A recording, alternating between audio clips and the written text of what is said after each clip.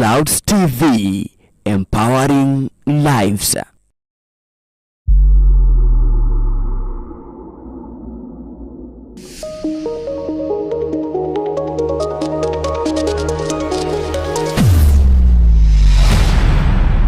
Bethel Clouds TV, empowering lives.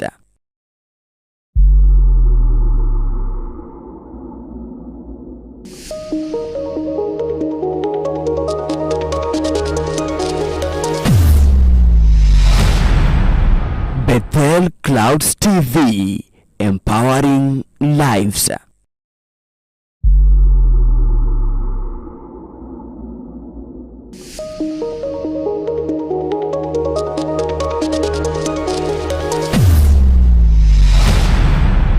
Bethel Clouds TV, empowering lives.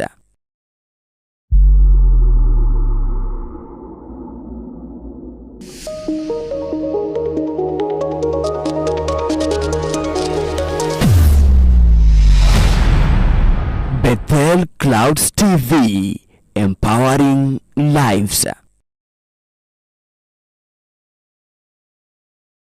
Bwana wa majeshi, ufalme wangu na Mungu wangu, mahali kwa madhabahu, praise Jesus, anaficha watoto wake, amejipatia makao, praise the name of Jesus.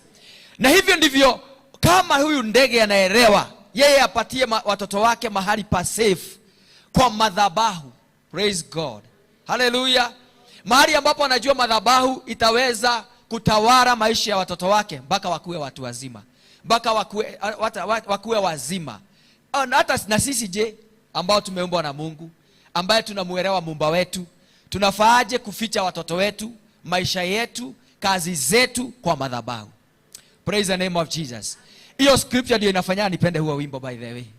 Ndio leo nimekuambia siri. Hiyo scripture ndio inafanya nipende huo wimbo. Praise the name of Jesus. Ya kwamba kwa madhabahu.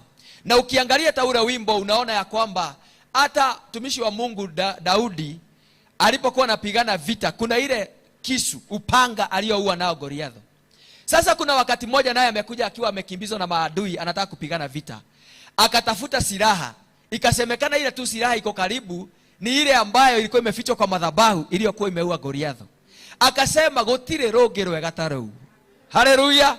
Hiyo ambayo Bwana alijitukuza nayo ndio inafaa zaidi. Praise the name of Jesus. That's why I love that song, because it has a good message. Bwana Yesu asifiwe. Na kwa hivyo kwa madhabahu ukificha maisha yako, kama upanga ulikuwa umefichwa kwa madhabahu, ulipatikana ndio upanga ulio bora. Daudi akajitukuza nao. Baada ya kumkata Goliathi, aliamua upanga ukae kwa madhabahu. Umefanya kazi ya Bwana. Praise the name of Jesus. Na wakati wote ako kwa vita anaamua ule upanga, huu ndio unaofaa kwali zaidi. Hebu imagine na ukificha maisha yako kwa madhabahu, ufiche kazi zako kwa madhabahu, ufiche kila chochote ambacho unatumainia kwa madhabahu, you will never be disappointed. Praise the name of Jesus. Sasa wa Filipi 3 mstari wa 12 tukaona mambo ya pressing on. Naye mtumishi wa Bwana hapa anasema ya kwamba si ya kwamba nimeshafika, lakini bado nakazana. I remember there was a vision, there's a version tulikuwa tunasoma hapa inasema I'm trying very hard. Hiyo nayo inibamba kabisa. I'm trying very hard. Praise God. Na ndipo hata usiku wa leo lazima tuendelee kuweka bidii zetu na tuendelee kuweka nguvu zetu, kwa sababu mambo ya Mungu si ya kwamba itatupata tu kule nyumbani. Ni sisi wenyewe tujaribu, to press on. Praise God. Tuipiganie. Mungu ni kutafutwa, huwa anatafutwa. Baraka zake zinatafutwa. Na kwa hivyo siku kama ya usiku wa leo tunazidi kupress on. Mtumishi wa Bwana akasema bado nakazana kwa sababu sijafika. Hapa hakuna mtu amefika. Uliza hiyo neighbor, umefika? Hatujafika, lakini bado tunataka kufika. Au wewe unataka kufika? Wapenda, hebu nikwambie kitu moja. I have realized, kwa mfano kama Mungu amekupatia miaka ya kuishi, kama anataka uishi miaka 100, kwa hiyo safari ndio ufike pale, shetani atakuwa amejaribu kukuua mara karibu 20. Bwana asifiwe. Nimehesabu mara ile shetani amewahi jaribu kuniua. Kuna siku moja mtu alinitisha ataniua, nikacheka sana. Akaniuliza kwa nini? Nikamwambia hiyo si story mpya. Mara ile nimesikia nitakufa. Kuna wakati gari iligaragara ilikuwa nataka kuuliwa. Kuna wakati gari pia ilinipiga nilikuwa nataka kuniua. Kuna wakati niligonjeka sana walikuwa nataka sema nitakufa. Kuna wakati nitafuta ugonjwa ukakosekana shetani alikuwa anataka kuniua. Kuna wakati tulivamiwa post election virus kule kwetu kule Soi. Tukazungukwa na watu wakakufa, hata wakati huo shetani alikuwa anataka kuniua. Mungu akanificha. Sasa nikamwambia hiyo si breaking news. Sasa hiyo si sasa. Nimejaribiwa kuuliwa mara mingi.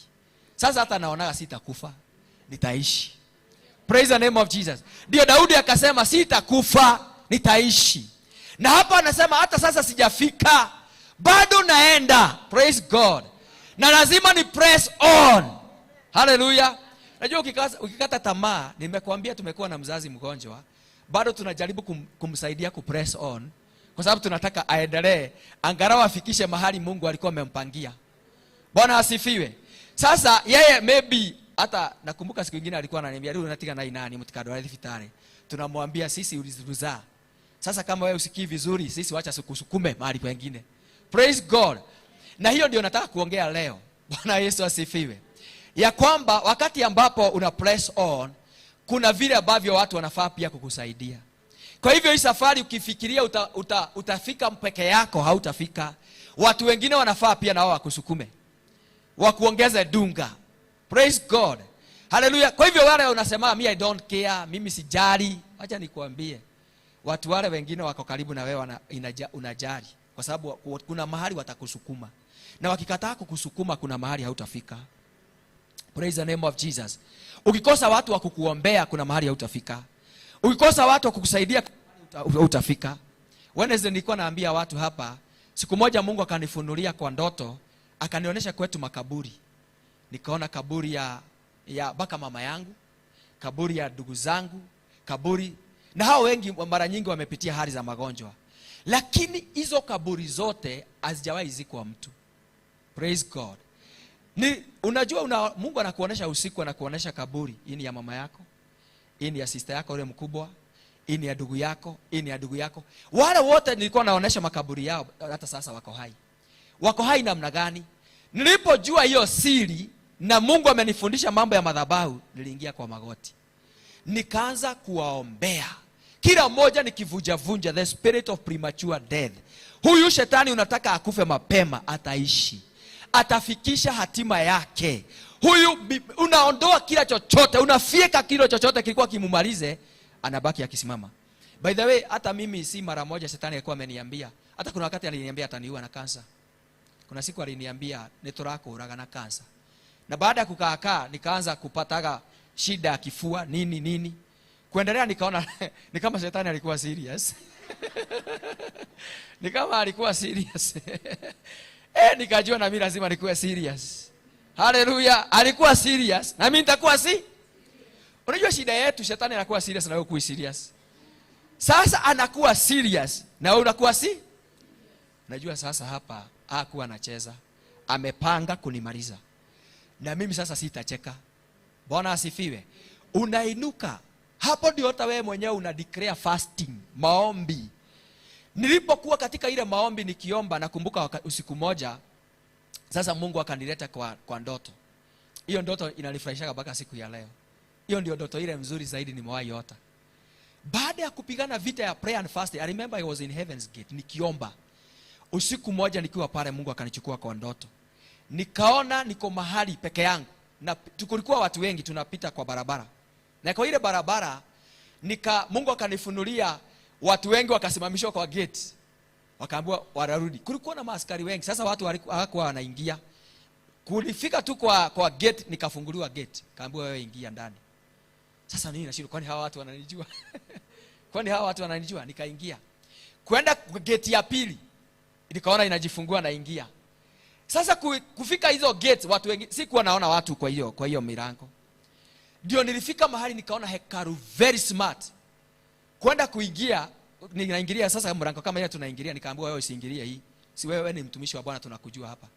Mimi mahali naona watu wote siwajui. Wananiambia wewe tunakujua. Ingilia mlango ule. Nikaingilia mlango ule unaingilia watumishi wa Bwana. Nikajiona nimeletwa kwa madhabahu. Nikaambiwa umefika. Omba kile utakacho hapa. Nikamwambia kitu ya kwanza nataka niondolewe hii shida ya kifua. Kaniambia hapa chochote ukifika tu hapa chochote ambacho una request kinapeanwa. Kufika tu hapo. Ndio baadaye nilirudi nikaamuka. Nikajipata ni kwa ile hekalu. Sasa shida ya ile hekalu nilikuta hata nyinyi ni wengi. Haikuwa na watu. Kwa watu very few. Niguo ndamenyire biguni ni bali. Biguni ni watu wengi, hii safari inakuwa imewaacha kando. Ndio uingie inakuwa kweli ni kupress on. You have to press on. Kuna vitu itafanya watu wengine wanatolewa kwa gate. Na gate ni si moja. Gate ni kadhaa. Kuna wengine tu kuingia kwa gate tu wanatolewa pale juu. Na kuna wengine kwanza hakuna gate nilisimamishwa. Nikajua kumbe neno la Bwana ni la ukweli. Bwana asifiwe. Vile una press on. Vile unazidi Biblia inasema ya kwamba I'm trying very hard. Hii ni sacrifice. Yesu akasema ya kwamba yule ambaye anayefanya nini? Anataka lazima abebe, kuna vile alisema, hiyo scripture ndio nataka irudi kwa kichwa. Ati lazima abebe msalaba wake wa kusulubishwa kila siku. Watu ambao wamebeba msalaba. Watu ambao wamekubali kufanya kazi ya Bwana na kuifuata na sheria zake. Marango mengine itakuwa inawafungukia. Itakuwa inajifungua yenyewe. Sasa nilipofika pale nikarealize ile ugonjwa sasa ile shida ya kifua ilienda ikaisha. Nikarealize sasa kumbe leo ushahidi gokuwa. Lakini sisi kitu ilikuwa rahisi. Ni kitu shetani alikuwa amepanga pale strategic ya kwamba unless uwe mtu wa maombi na mtu wa kungengana hapa huwezi ingia. Bwana asifiwe. Haleluya. Sijui kwa nini hatukuwekewa hata kama si hizi zingine, si tungewekewa hii moja ya Bible. Bwana asifiwe. Hii ya Bible imezima hapa na nategemea. Mimi nataka tukae tukiangalia neno kidogo. Praise God. Kwa hivyo akasema ya kwamba mimi si kufika nimefika, lakini ndio nifike itabidi ni press on. Ndio ufike. Kwa hiyo hatima itabidi upress on. Bwana asifiwe. Kuna marango ya kushinda. Kuna marango ya kuvuka. Kuna vita ya kupigana. Praise the name of Jesus. Hallelujah. Hata Yesu anasema ya kwamba wale wanajipenda sana, wanaojipenda sana watapoteza mpaka uhai wao. Lakini wale wanakubali kubeba msalaba, wanakubali kusacrifice, kama ifanye ni sawa tu. Roda atakuwa Biblia yangu pale, atakuwa anakaa pale nikisema asome anasoma tu. Praise God. Hallelujah. Sasa Roda soma mara ya mwisho sasa watu washike Philippians. Praise God. Hallelujah. Nataka neno liingie kabi. Sasa soma. Not that I have already attained. Na huyu ukumbuke anayetuandikia hivyo yeye mwenyewe ndiye anasema hata mimi sijafika. Kwa hivyo anaongoza watu akiwa hata hajafika. Praise God. Like, unajua watu wanataka mtu anaongoza akiwa amefika. Unajua wanafikiria ndio nimewaambia testimony yangu hata nyinyi unajua hata wachungaji wanakuwa na challenges. Unajua watu wanaweza fikiria pastors wanakuwa wamefika. They don't have challenges. Kuna wakati hata Mungu anakubali upitie challenges. Kwa sababu hata wewe hujafika. Vile wewe na kusome. By the way mambo mengi tunakusomesha hata sisi tunasomeshwa. Na somesho ndio nikusomeshe. Alafu nashinda hiyo challenge ndio baadaye nionyeshe mtu mwingine njia. Ndio Paulo akasema mnifuate kama vile nafuata. In fact Paulo was a very good pastor. Hata mimi nafuata Kristo, mnifuate tuendelee kumfuata. Lakini sasa nawafuata akiwa mbele. Praise the name of Jesus. Hallelujah. Yale unapitia leo itakuwa testimony ya mtu mwingine kesho. Ndio wakati mwingine hata wewe umewahi kuwa mgonjwa. Ndio waambie mtu mwingine vile ambavyo mtu anaponaga. Vile ambavyo mtu mwingine anaweza kuwa chini. Kuna wakati Mungu alinibariki sana. Simama hivyo utabarikiwa. Kuna wakati nilibarikiwa sana nikiwa high school. Mungu akanipatia akili ya kufanya biashara. Nilipokuwa high school nilikuwa photographer. Nikiwa form 2. Nanunua picha. Nini ndahoraga dobisha. Nikiwa high school. Na nilikuwa natengeneza pesa. Kwanza wasichana walikuwa napenda pesa. Sasa mimi picha. Nilikuwa napiga picha cash. Sasa hata kama masomo ile haingii pesa inaingia. Na nilikuwa tuka kijana kafupi na tengeneza pesa. Na bado niko shule kama mwana biashara na kwa shule. So nilikuwa nafanyisha zote. Sijui ni gani nilikuwa part time. Mimi masomo. Bwana asifiwe. natengeneza mpaka namaliza shule, bado nikifiga watu picha. Sasa nikimaliza high school, nikitoka high school nikawa mgonjwa. Sasa ndio hiyo baadaye mambo imekuwa kwa sababu nilikuwa naona watu kwanza wale wamezeeka na hawana pesa, naona ni akili hawana.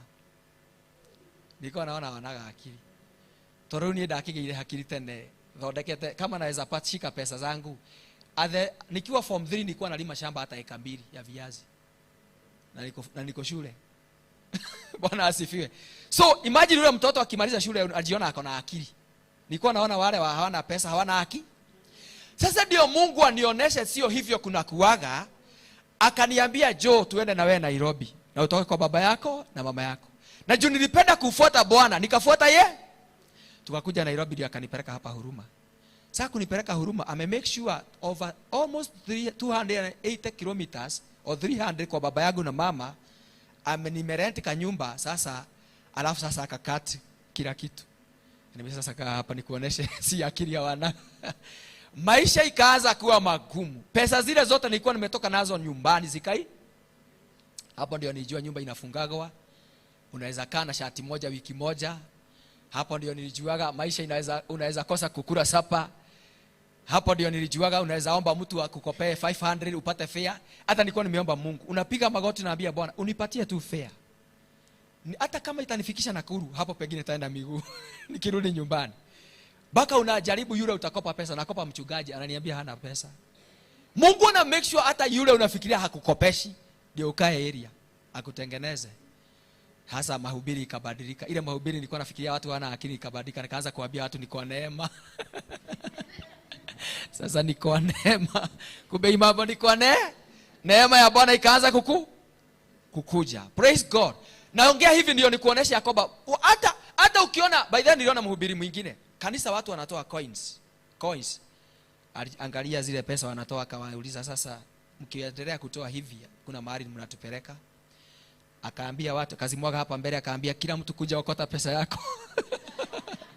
Kila mtu kuja okota pesa ya. Na hapa pesa ilikuwa ya Bwana, kila mtu okota pesa yako. Mletee poda pesa iko na akili. Na Bwana hataki ma coins, hata hana mifuko ya kuweka coins.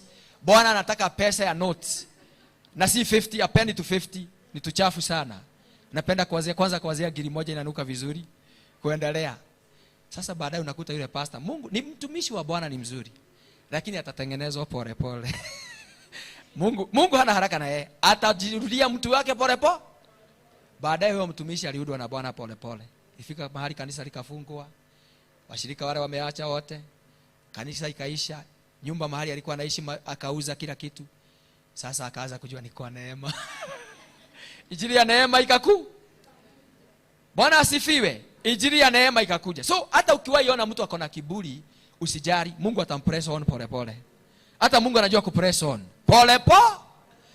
Na si Yakoba ni mtu mbaya, hapana. Hata yule unaonaga anakuona anaona si wa hiyo class, wewe achana na yeye. Endelea kumuombe. Jehova anajua kujitengenezea pole pole. Pole pole. Praise the name of Jesus. Hallelujah. Anajua kujiundia watu, atajiundia pole pole. Hivyo ndivyo unaendaga sasa, unakosa kuwa na haraka na watu, unatulia. Bwana anakuunda. Na hata mimi sasa ndio nakwambia, not I have attained it, lakini bado I'm trying very hard. Si hata wewe unaanza kuona kuna mahali Bwana anafaa kukuunda pole pole. Hallelujah. Kuna mwingine umewahi dhani, mimi kuna nyumba siwezi ishi. Keko yado akimaikaraga ku. Maraka maisha inakaa namna gani? Bwana asifiwe. So wakati nitolewa na Mungu kwetu Geshagi, nilikuwa nimekuja na tupesa vizuri. Hiyo tupesa Mungu aka make sure tumeisha. Nilikuwa natafuta mabiashara, natafuta zinaisha. Zilipoisha ndio nilijipata nimeenda kwa kazini yangu kule Kibera. Sasa nikawa mwenyeji wa Kibera kwa muda fulani. Sasa na nikafurahia Kibera sana. So nikarealize Mungu ananiunda pole pole. Ile kiburi alikatoa, akaimaliza yote. Nikabaki. Na nafikiria hata ndio ilifanya akanifanya nihubiri kwa Bambasi. Baadaye akaniambia sasa hawa watu nataka wahubiri. Na kwanza kwa mabasi unahumilietiwa. Watu unasema uzimie redio na kuambia hatutaki. Wengine unajaribu kuambia ati unataka kuhubiri, wengine ndio wanafungua gazeti. Watu unakuwa na madhara mkubwa kwa. Unaambia watu tuombe, ndio wanakuangalia vizuri. Unaambia watu nataka kuhubiri, ndio wanaangalia kwa dirisha. Mungu anakutengeneza. Kwanza kuna mahali nilishukishwa kwa barabara. Dereva akasema hatutaki wahubiri. Washirika wale wamebeba wanasema wanataka pastor ahubiri. Dereva anasema atakai mhubiri kwa hiyo gari. Ikabidi isimamishwe. Akasema kama unataka pastor, nyinyi nyote na pastor yenu shukeni. Sasa ilipofika hapo na abiria walikuwa wamelipa pesa, wakaona hatutaki hasara. Wakaamua pastor wewe githie ikanto kwendete muno. Kumbe watu wapendi pia hasara. Si kuona mtu alipelekana na mimi. Bwana asifiwe.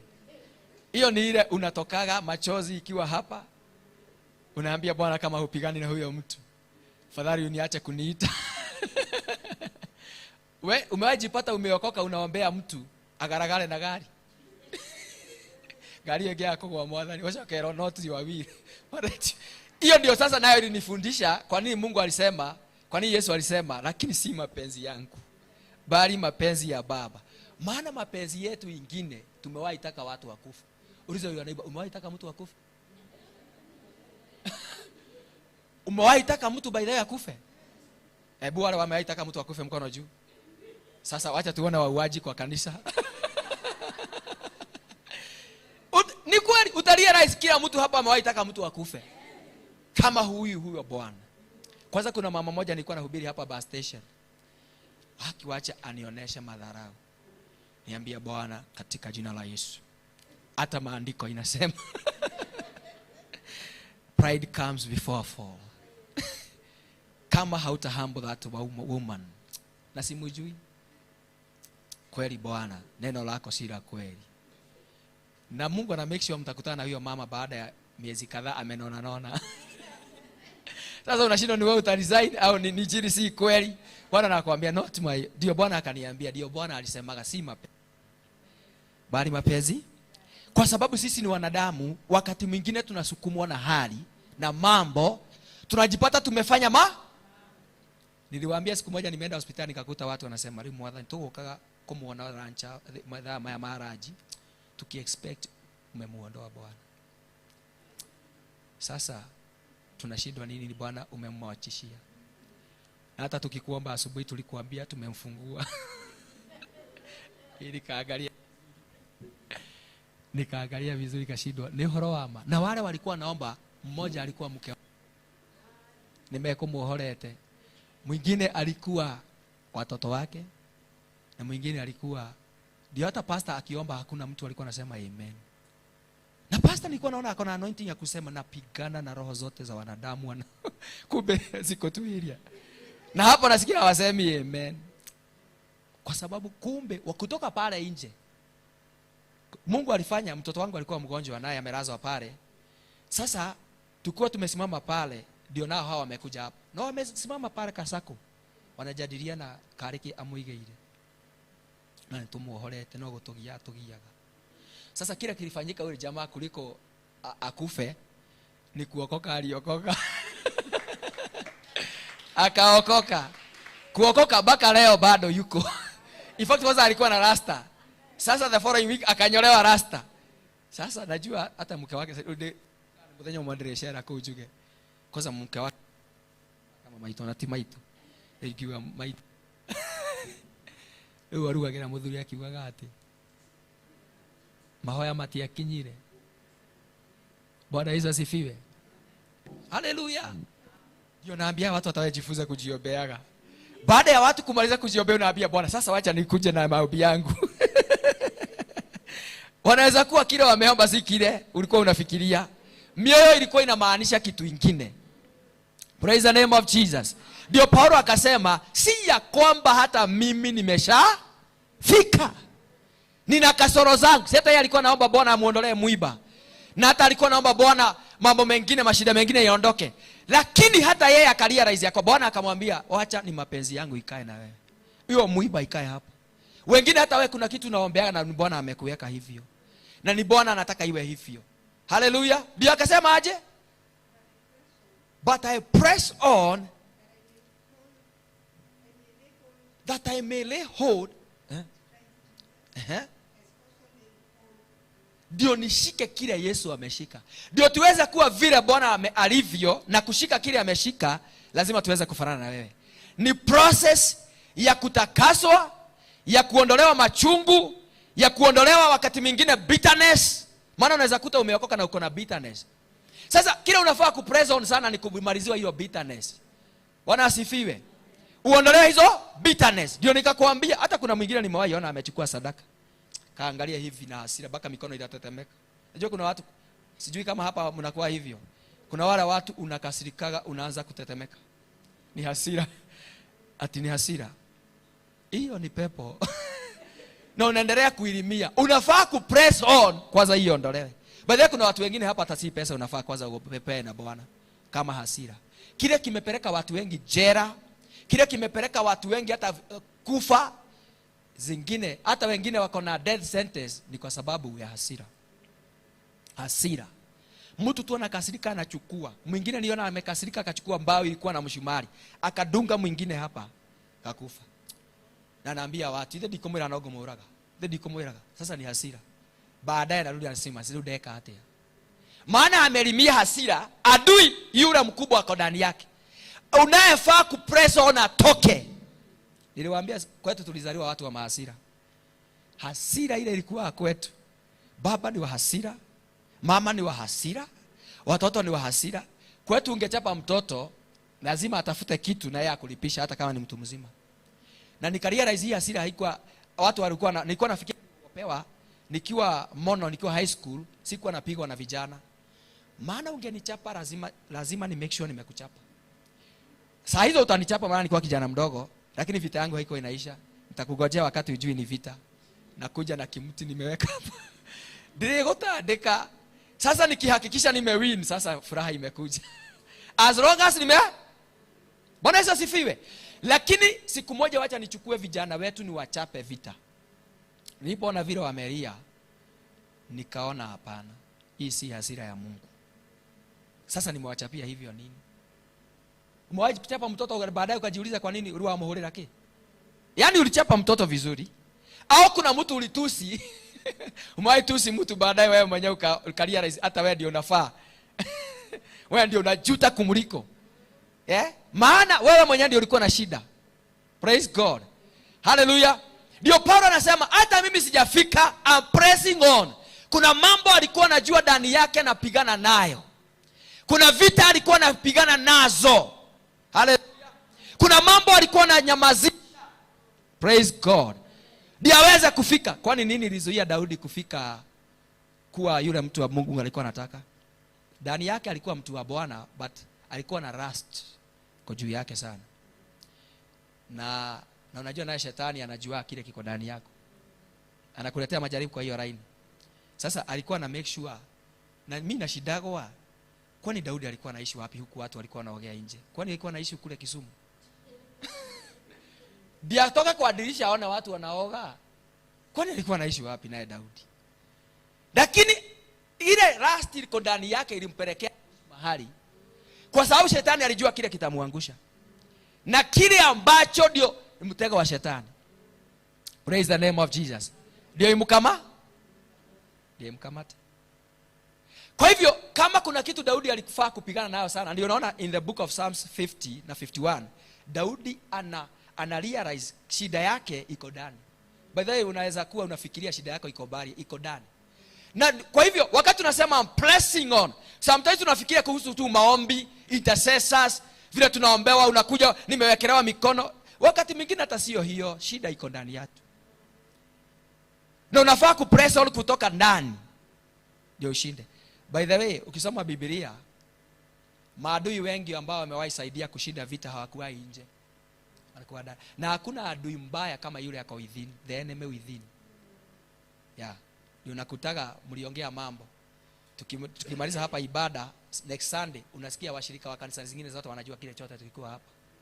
Walitoa wapi? Kwa washirika tu Vita haikuwa nje, ilikuwa ndani. Praise God. Vita nyingi hata kwetu kwa maisha yetu tunafaa kupigana tu kabisa ndio tushinde, iko ndani yetu. Bitterness iko ndani yetu. Hallelujah, anga iko ndani yetu. Bwana asifiwe. Hii kurevenge kuko ndani.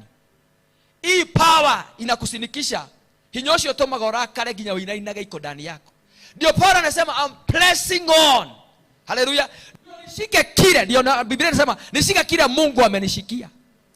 Kwa hivyo mimi ndio nishike, lazima nihakikishe ya kwamba kuna vitu nitapigana nazo ndani. Kama mimi nilijua lazima nipigane na hasira, by the way nilipigana na vitu zingine zote. Number 2, nikaanza nijiuliza kwa nini sipokeagi roho. Niliona mwaka mmoja tumehubiriwa watu wanapokea roho, sijaipokea roho. Nikaingia maombi ya fasting. Nikuuliza Bwana ni shida ni nini? Sina roho. Nikarealize shida, kwa nini upatai shida? Shida inakuwa ndani, si nje, si maombi. Unasema hajapakoa. Hapana, shida iko ndani. Ni kile kinazuilia upewe na upokee iko ndani. Matatizo yale yako ndani. Niongee kitu kingine, na hata kama nitakasirisha wengi hapa. Hata kile kinafanya watu wengi wakuwe single, shida si watu. By the way, kwanza wengi hapa guy aya othe magikate magifatiko hika. By the way, naangalia watu wanasema watu wako single na shida, kwani wanaume wanafikiria aje? Lakini una realize, nimekuwa nikifanya research. Na realize watu wengi hata ka attitude. Kuna siku nisoma hapa kuhusu attitude. Na realize ka attitude inafanyaga maybe usiende mahali. Kwa sababu wengine ka attitude kale uko nako, mtu yote akikukaribia anasema we. Nilimwambia siku moja mshirika mmoja na tuko naye kanisani, hata language yake ya kuongea na pastor anakaa akiniambia pastor ile dikuiraga pastor unanya nikajua we huyu language peke yake asipojua a press from within na ajue kutoa kile kiko ndani, praise God, hicho ndio kinazuilia mtu yote akikaribia anasikia anasikia kuna kitu kinamweka kando. Bwana asifiwe. Kuna kitu kinamwambia we hapa ni no go zone. Hapa Bwana asifiwe. Siku moja nimekuwa nikihubiria dada moja mahali, nikawa na mhubiria alikuwa na tutoto tuwili. Tumetembea naye kwa matatu. Nikaona dada hapa na tutoto anasukumana na watoto, nikamwambia hizi ungeacha hawa watoto na baba yao. Kaniambia mimi ndio baba yao na mama yao. Sasa nikapata nafasi ya kumhubiria. Lakini katika kuongea, unajua hapo ndio unajua maneno. Ile maneno, kati ya maneno nilikuwa nasikia hapo, ingine ndio nilijua kwa nini. Ananiambia mudurume dafati kukugia mudu. Mudurume. Huyo anatakaga hiyo karaini mkisubuana unakavuja vunja hiyo karaini na unatokerezea na nikajua we. Huyu hata si maombi anahitaji ya kuoleka kwanza. Isipo kitu niko ndani itoke. Hii ni hatari.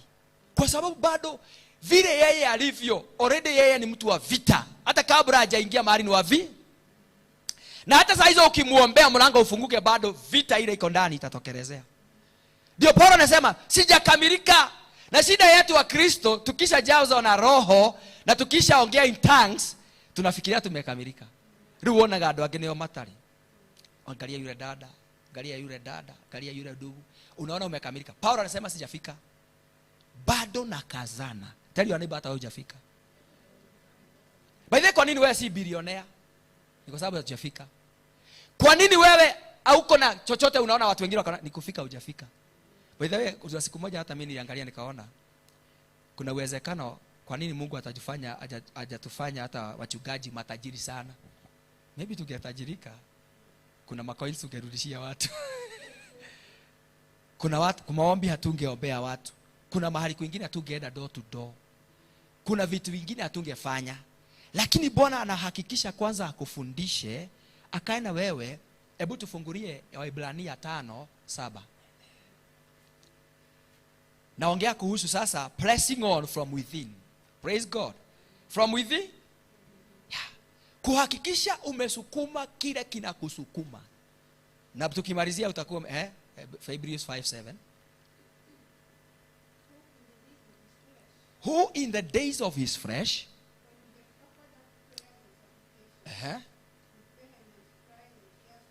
yes.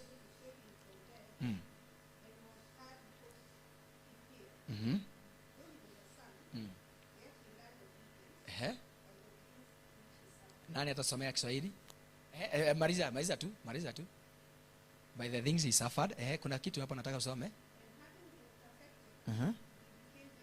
And having been perfected, he became the author of eternal salvation. Tusomewe Kiswahili.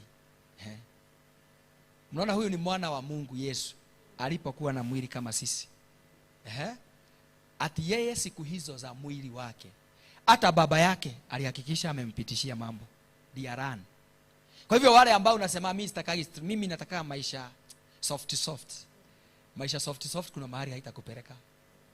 Wengine wanalelewa na maisha ngumu na maisha mazito. Tusome.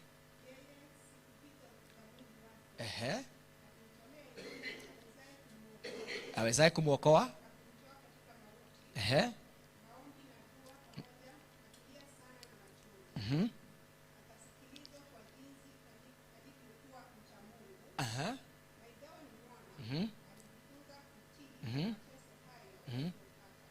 Ingawa ni mwana. Mbona hiyo neighbor ingawa alikuwa mwana, lakini baba alimfundisha. Haleluya. Mimi naona wazazi wengine hapa si wazazi wazuri. Vile tu naona unalea mtoto wako, najua si mzazi mzuri. Tika baba apatie yako kile kitu anataka. Na kuambia hapo utalea jabazi. Apatie yako. Nimeona mama juzi, kijana yake sasa ni mtu mzima, anavuta bangi. Kila siku ameandikia mama yake lazima ampe $5. Anakujia asubuhi, "Madhe, hujanipea do." Madhe anamwambia leo, "Na mama yako kota andika makofi." Sasa kila siku madhe anapeaga mtoto $100. Kila siku $100. Hata juzi hiyo kijana baadaye amekufa na akiwa bado mvutaji wa bangi. Na mama yake ni tajiri, wako na pesa. Lakini kijana amekufa hivyo. Juu alilelewa akafundishwa wakifikiria ni vizuri, kumbe walikuwa wanaharibu. Kwa hivyo unapoona wakati mwingine Mungu amekuachilia ni kukutengeneza na kutengeneza, anakupenda sana. Bwana asifiwe. Anakupenda sana. Kwa sababu anataka ya kwamba akufundishe maisha vile ilivyo. Namba 1, ujue kuishi na watu, kupenda watu. Unajua kuna watu hawajui kupenda watu. Haukufundishwa kushare zamani, au kufundishwa kukaa na watu, au kufundishwa vile unafaa kulirate na watu. Bwana asifiwe. Sasa wewe ulifundishwa ya kwamba wewe ni kila kitu. Hata watu ukienda mahali unataka tu wapatie story zako. Unajua wao hawana story. Hawana story. Ingawa alikuwa mwana, alijifundisha kwa mateso. Tell your neighbor kwa mateso. Kwa hivyo baba huwa na mateso. Anaachilia ndio watu wajifundishe na wajue kumtegemea Bwana. Unaona mtu ambaye Mungu anampenda sana, ukienda kuabudu miungu, Mungu ana make sure unateswa kidogo. Ndio unakuwa laini. Unakuwa laini? Yeah. Hata wengine magonjwa wengine wamebeba ni kuwekwa discipline kidogo. Yeah, Mungu ana make sure unafikiria wewe ni safe. Mungu ana make sure atakuonesha dunia, nimekukanya 1 2 3 weke goni. Sasa anakuachilia kidogo. Na ana make sure utakunywa dawa miezi 2 3 mwaka moja. Kutoka hapo nilikutana na mtu mmoja alikuwa ananiambia ni modo wa guide ndako igwa modo aje roho wako. By the way, Mungu akimalizana na wewe. Ndio Paulo anasema sijafika. Mungu kuna mahali anafikisha. Kama Paulo alikuwa anasema kuishi kwangu ni ati kuishi ni kwa na kukufa kwangu ni faida. Yaani alikuwa anaona yote itakuwa tu sawa. Whether naishi, whether na yote ni sawa. Maana alijua baba amemtrain. Is a trained soldier. By the way, hakuna mtu anaitwa soldier bila training. Soldier anapitishiwa training. Na ndio unaonaga watu wengi wanapotelea training. Soldier anapitishiwa training. Ndio ile siku utafikishwa pale, unaangalia tu, unakuuliza maswali, unashindwa hii walisomea wapi. Kwa sababu amepitia training. Na Biblia inasema sisi pia ni maaskari. Mungu lazima akutrain. Praise God.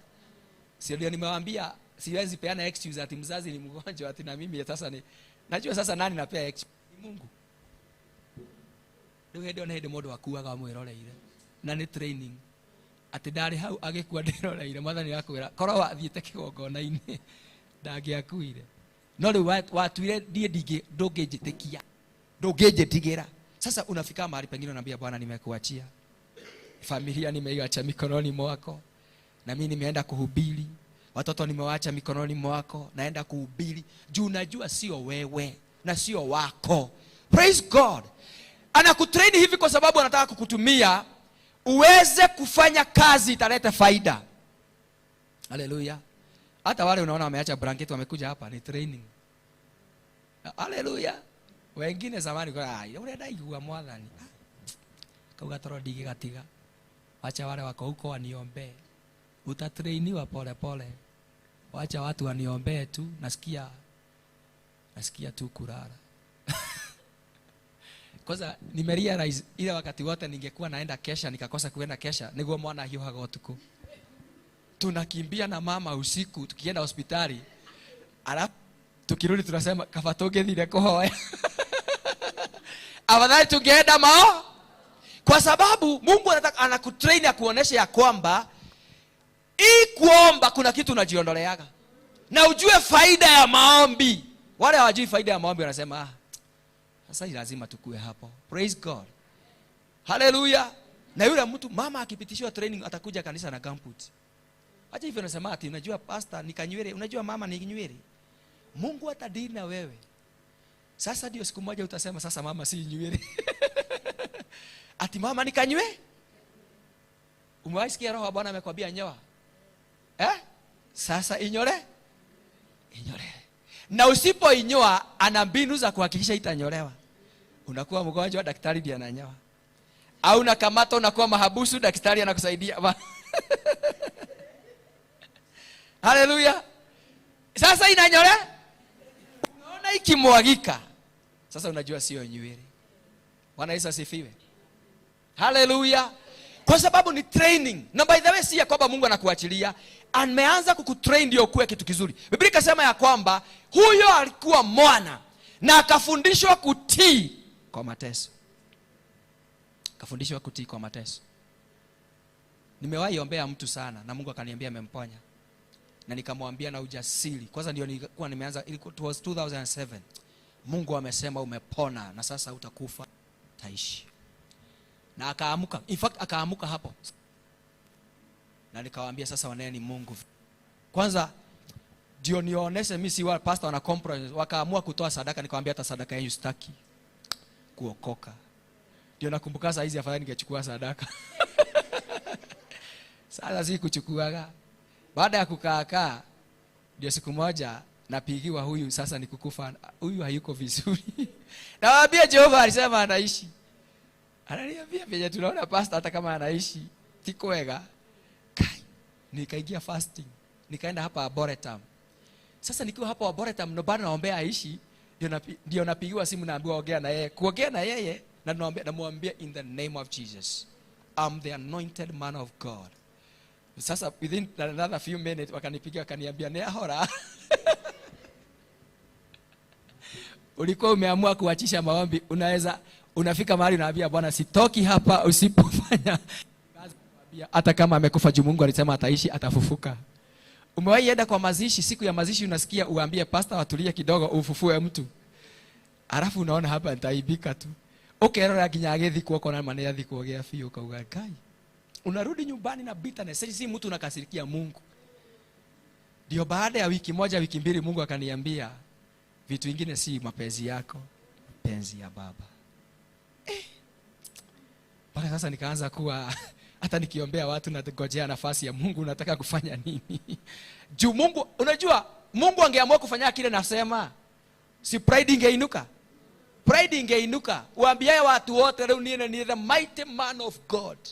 Ndio unaona hata wale wengine wanasema the mightiest prophet, the mightiest servant. Baadaye unasikia kuna watu waliokotoka kwa mkutano wamekufa. Na maskado ingine kwa sababu alijiamini, na Mungu hataki ujiamini, anataka wote tuamini yeye. Anataka tukae tukisema kama Paul ya kwamba hata mimi mkiniona sijafika, bado nahitaji mniombe. By the way nahitaji maombi yenu wote. Bia naiba pastor nahitaji maombi yako. Haleluya. Siku moja nimetembea hapa Nairobi, ndio nilianza nahitaji hata mimi Mungu anisaidie. Nilikuwa mimi nasikia kuongea in tongues, hata in the city naongea in tongues. Sasa siku moja gari karibu inigonge, ndio nilistukia nimesema you bloody fucking. Alikuwa naongea tu in tongues, Rima Shankara. Gari kanipita hapo nikasema you bloody oh my God dago. Nikarealize bado hata mimi sijafika. Kumbe naweza tusi mtu. Bwana asifiwe. Haujawahi jipata hata wewe kuna kijina uliongea. By the way nimeenda mahali kesi ya doa. Nikiwa hapo na mimi ni pastor wao. Tulia tu kidogo. Ni pastor wao na niko hapo. Sasa wakiwa wamechamukana na hasira, sometimes nasahau pastor alikuwa hapo. Nikasikia mama na kwanza ni kiongozi kanisani mwetu ameambia mzee, "Ite dikwiraga wewe gui."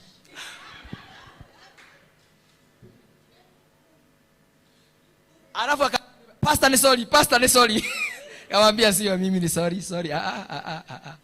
Nikalia rais shida iko. The problem is within. Bwana asifiwe. Unajipata hata wewe mwenyewe kuna kitu uliongea siku moja. Hebu uulize yule neighbor wako alisema gani? Bwana asifiwe. Unajipata tu ulikuwa mtu amekukasisha wakati ule umechemuka jina. Au kaambia mtu mimi ni wale nitakukulisha nyasi. Alafu baadaye ukakumbuka umeokoka. Baadaye unajuta, una regret. Unasikia kwenda kutubu. Bwana asifiwe. Unasikia kwenda kutubu. Bana ile kitu aki uliongea. Nilijikuta hiyo mtu wa Nissan aki hata kuna mwingine nimejipata tena naye. Naendesha gari, alafu ananioverlap, alafu ananitaka kunipigia makelele, alafu anataka kutoka. Na mimi natoka, nikamwambia, "Kwa yale kiogo weka." Kalia rais mimi mtu. Baadaye nikalia rais nimeokoka. Ndio kalia rais nikai na demo honoki. Lakini nikasema Mungu ni asante. Na huyu ajui mimi ni pastor. By the way, umewahi mahali utaki watu wakuite pastor? Unataka watu wakuite idhawangania. Maana hiyo jina itakuaibisha. Bwana asifiwe. Au itwe jina lako. Sasa umewahi jipata hapo? Umefika mahali hata wewe umeambia baadaye unarealize umeokoka na wewe ni unasema gai.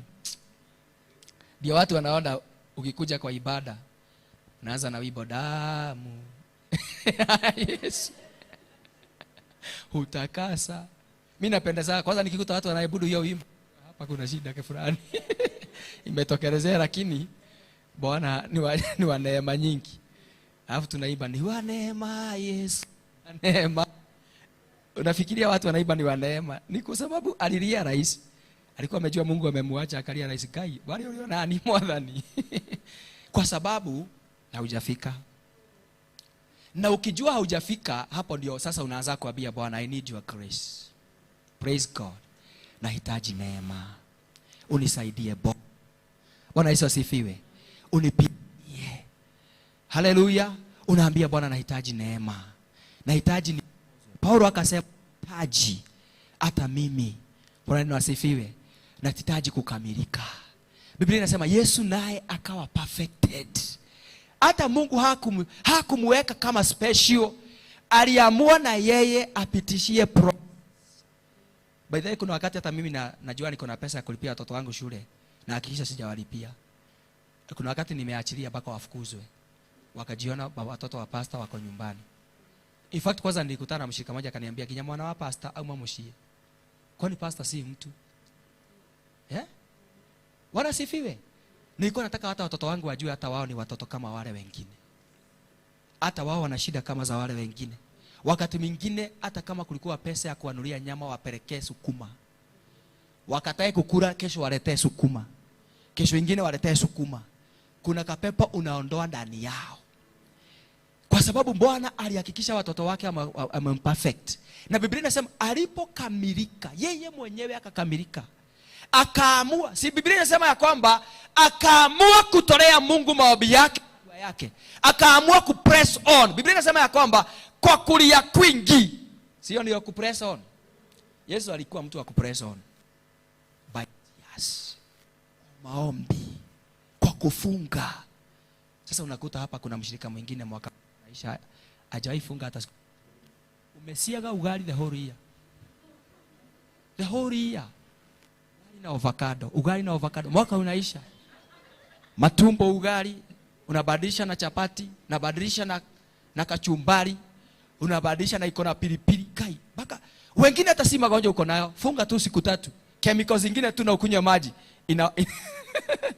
Ioshe mwili. Unafanya inaitwa detox. Bwana asifiwe. Wacha kushinda ukiuziwa dawa. By the way, Mungu akipanga pango, wakati mwingine atafunga tu. Achana na kukura. Wacha zile ziko kwanza zisiakwe kidogo. Bwana asifiwe. Unajua tumbo ya watu, imagine hii kisiagi inasiaga 2 years. 2 years. Sasa mwingine amesiaga 5 years. Non stop. Asubuhi inajuaga kile inaanzia. Ndio unasikia inapiga haraka. Tone go there. Baka usiku una sweat siaga ugali. Inasiaga. Sasa kuna wakati inahitaji tu rest. Hebu enda wakati una fast, baka roho ipigagi na nguvu. Baka usikia hiki ni kama kuvibrate. Kwa sababu at least imerest. Unajua moyo ndio hupiga damu. Those nilikuwa siku narudi wakati mwingine wa biology, lakini moyo ndio inasaidia kupiga damu kwa maeneo yote. Sasa ugali ikiingia lazima akili iambie, sensa iambie sasa ongeza. Ndio unasikia moyo imeanza kupiga. Kwa sababu lazima isapura damu isiage ugali. Kwanza na ugali ni kafagara.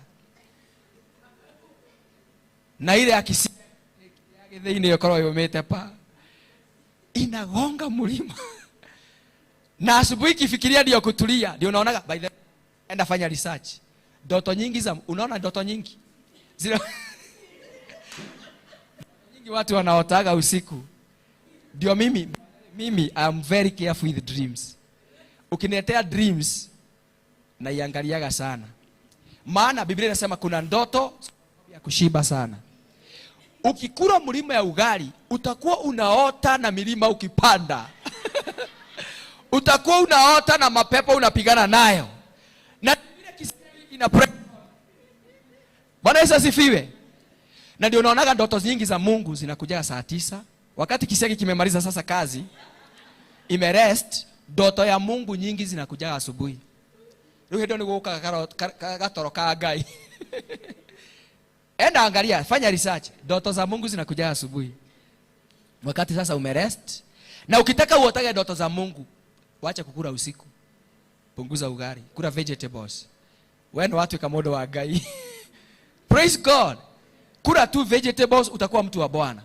Kwa sababu the more tumbo inasiaga, kwanza inasiama nyama kilo 1. Nyama kilo 1. Kwanza nyama choma. Wewe mpaka saa 2 ya usiku utakuwa na ndoto si za mbinguni. Nyama inakaa kwa tumbo muda mrefu. Bwana asifiwe. Si hapa kuna madaktari. Unajua wakati mwingine tunaongea roho unafikiria ni tunaongea tu hivyo. Ni ukweli. Inasiaga. Wakati huo inasiaga hata ndoto na Mungu anakuja wakati rili kuhorerete when there is rest. God want peace. Hata peace. Bwana asifiwe. Wakati hata kwa Garden of Eden hako anakuja wakati kuna mambo mengi, wakati kuko cool. Ndio unaonaga hata Biblia inasema ya kwamba ati nyumba when people are together, watu wakae kwa umoja na kwa pamoja na amani. By the way, wakati unaonaga kwako kwa nyumba mnakaa mkibirishana, mkiwatoto, wewe mkitusiana, Jehovah will not come. Hata muombe fasting hata kuja. Wakati sasa mmetulia, mmependana, dream kuja, vision inakuja. Mungu anatewatembelea. Mungu hapendi makelele. Mungu hapendi. By the way, Mungu hapendi makelele. Mungu hapendi. Siku moja Bwana asifiwe. Mungu hapendi na nimekuja kujua hivyo. Mimi hata nikiishi mahali kitu ya kwanza naangalia ni makelele. Nikiishi plot watu wanapiga reggae. Si niwaambia kuna hapa nimewahi sema, nimetoka Rongai kukuja hapa Sete. Na magari hizi zinawekwa maspika. Mtu ana invest millions of money kwa wimbo na si ya Mungu. Sasa kiwimbo tu kinatoka kinanitoa Rongai. kinatoa tu rongai. Wakati moja kingine kinasema ati ati nipate binti kiziwi. Binti kiziwi. Sasa unafika tu kanisani mashaka unasikia binti kiziwi, binti kiziwi. Kubomoa hiyo mlima. Umewahi beba na gari ukachukua 30 minutes kujitakasa? Gari tu imekubeba. Haleluya. Hata kuna nyingine ya kibaruhia imewahi kai. Hiyo kiwimbo kwanza ni kibaya. Kinakaa. Na kuna kingine kilikuwa kimeiba kinasema ati nipate sijui mwanamke understanding. Unajua hiyo wimbo ilibaniwa Kenya. Wanaume wote hata ukienda kanisani unataka kimtu understanding. Baka ikaba. Na hichi najua ikaban. Sasa unakaa kwa ploti ambayo watu wanacheza reggae. Unajikuta juu wewe ni mtu wa hewa yako iko clear usiku. Hiyo sasa inaitoa sasa si wimbo inaileta reality. Hujaifanya hivyo? Au fanya hivi siku moja, omba wakati kuko cool. Kuna sinema unaona ya Nightmare kwa nyumba. Ushiko na kausingizi pale. Unafikiria inaendeleaga. Unasikia. Sasa unajiona ni wewe unapigana. Kukiamuka asubuhi ni video ilikuwa inacheza, imeingia yako. So watch hata kile unaomba. So wakati Bwana anasema sijafika, Paulo anasema sijafika, I am pressing on. Ni kwa sababu kupress on kuna mambo mengi tunahitaji sana. Mimi ukileta hata nikisikia wimbo tu hiyo magari imechorwa vitu siingiaje. Mimi nangojea wimbo inakaa gari inakaa mtumishi wa Bwana. Nataka ile haina mambo mengi yenye yatupeleka mbinguni. Kwanza nikiona tu ile imeandikwa ma scripture, naendaga tu nikisoma ma scripture. Nikitoka kutoka hapa kwenda mahali pengine, kwenda Thika nakuta hata nimepanda gazi. Nimeokoka. Lakini unachezewa nyimbo zingine. Baadaye uko kwako mpaka usiku ni kiwimbo kinacheza. Haleluya. Ni kiwimbo kinacheza. Aya, juzi nimetoka Nakuru. Natoka Moro nakuja Nakuru. Na huyu alikuwa anacheza juu nyimbo za dansi na ni nzuri za wanasema ni za mataro. Ile inasemaga ati ni wewe usio wewe uragire. Eto ni mudhuriwe mara. Nilifika mahali tukifika karibu Girigiri. Nikajikuta najiuliza hiyo wimbo imenipatia huzuni. Niko na huzuni. Kikimudhuriki ukiari na daimono atia. Yaani gatumire mutumie urage. Nikule na hiyo gari ina make sure hiyo wimbo inarudia tena. Newe ruse usio wewe itire. Eto ni mudhu. Umewahi jipata karibu macho rika. Na rekora ruse. Kolelia itakiu. Sasa baadaye una realize hiyo wimbo imekufanya emotional juu inaingia kwa spirit. So wakati unaongea mambo ya kupress on, hata ukisikia nyimbo zingine zinataka kupress on kwa roho yako. Na wewe kuna vile unafaa kuzitoa. Bwana asifiwe. Usipongengana. In fact hiyo wimbo ilinitoa from mpaka ikanipea message. Unaweza kuja kuhubiria watu ukiwa emotional. Mpaka unaambia watu kuna watu wanakuwa na mapepo. Wazee wengine mko na daimoni. Sasa ni wimbo ilikusumbua. Na huyo hata humjui, ni wimbo tu imekusumbua. Na hata maybe si ukweli. Alitunga tu. Bwana asifiwe. Naona kasichana kangu kalikuwa kanajionea kiwimbo kingine na wabuhi kanalia machozi. Sasa siku moja nimepata wakiona kuku hiyo, yeye na mama yao machozi nikimera diko doli mogo. Bwana asifiwe. Haleluya. Wanaangalia tu sinema na machozi unaona anaka muadarira naona akengeretie maithori. Nilifunga nikamwambia hata hiyo vipindi itaonekana hapa tena. Tutakuwa mahubiri. Maana mtoto yule mdogo hajui ni siku kweli. Anafaa ambiwe na mama yake. Lakini mama yake kumuliko. Nikalia hapa mimi ndio nimeokoka. Nikai switch off. Nikawawekea za mahubiri. Na nikaona watu walinikasirikia. Mpaka mama alinikasirikia akaenda kulala. Nikaachwa nikiona nikasema lakini lazima niweke sheria hapa. Maana sasa hii vitu inawaingia kwa spirit. Msichana kama yule akiwa mdogo kuna vile anaweza ona wanaume wanakuaga, kuna vile anaweza chukua attitude, na ndivyo unaona vitu nyingi zimeinfluence watu. So when we are pressing on, Ndio Paulo akasema kwa sababu hatujafika, tuko katika dunia, tunahitaji kupress on kila siku. Haleluya, kila wakati. Bwana asifiwe. Mtu mwingine anaweza kuletea story, ukajipata hizo story baadaye imekubeba. Na hata mimi nimewajipata hapo. Niliacha tukiongea vizuri, mama baadaye kuingia kwa nyumba unasikia vile na nini nimefanya. Kuna mtu alikuja na story yake, alimwambia wanaume kiwaona chunga wanaume. Sasa mimi nimenunua kagari, nimeanza kuona kuingia kwa gari yangu, hataki. Akiniona nimekuja saa 2 ananipea chakula na kataa, ananiambia ithe dokiuma kule ya garage. Sasa mimi nilikuwa najiuliza maneno hili, na tumeokoka, mimi ni leader kanisani, inatoka wapi? Nikaanza kurealize marafiki wale wako karibu vile wanaongeaga, kumbe wanamwambia wanaume wakinunua gari ni wabaya. Baka niambia gari hiyo yako sitakuwa na panda. Ndo hane homo kuagira hiki. Kaji wale mwadhani. Sasa nani tumebebea hapa? Ni vile tu anaongeleshwa na wengine, imeingia kwake na umeanza hata wewe mwenyewe kupitia hali fulani kwa sababu ya kitu tu iko within environment. Praise God. So when we are pressing on, ni kwa sababu tunajua hatujafika. Na as long as hatujafika mbinguni, tuna kazi ya kupress on kila siku. Bwana asifiwe. Hata kanisani utakuta mtu mwingine anajaribu kupiga zingine. By the way, unaweza jipata uko na attitude na mchungaji. Mtu tu alikuchapia story. Story inakaa ukweli. Hata ukahama church. Baada ya kurealize hiyo ukweli ukarudi church. Ujaijikuta wewe kuna mtu hausalimiagi. Uliambiwa story zake. By the way, kuna mtu uliambiwa ni devil worshiper. Na hata utakaye story zake juu uliambiwa. Sasa ile siku unarealize ndio unaanza kuregret. Hakuwa hivi. Ni watu walikuambia. When we are pressing on, ni hata kupress on hata katika the truth, kuangalia neno la Bwana na kutaka kujua ukweli. 90% ya wale watu unachukia si maadui. Ni kwa sababu kuna vitu uliambiwa. Bwana asifiwe. Haleluya. Mambo mengi uko na attitude mbaya nayo, si kwa sababu ya ati ni wabaya.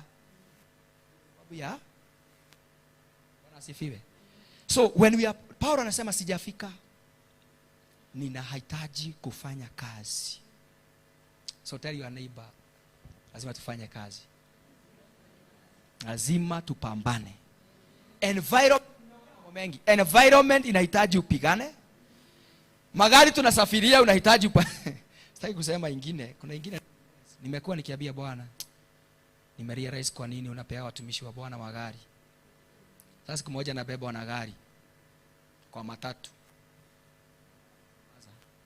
Pande hii ni dada. Mtumishi wa Bwana ameweka hapa katikati.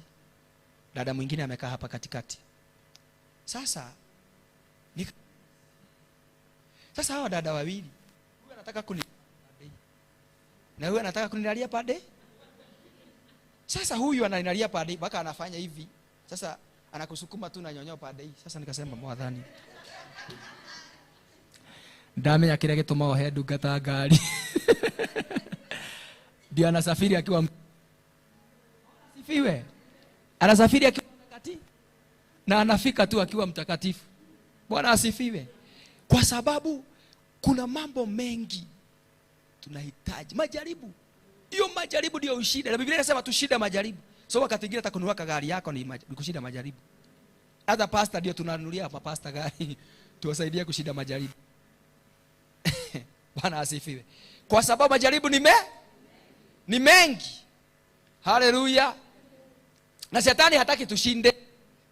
Kuna vile ambavyo shetani kila siku anakuletea majaribu. Na wewe na kumari. Alafu imagine unatoka nilikuwa naenda Nyeri. Na umelaliwa hivyo.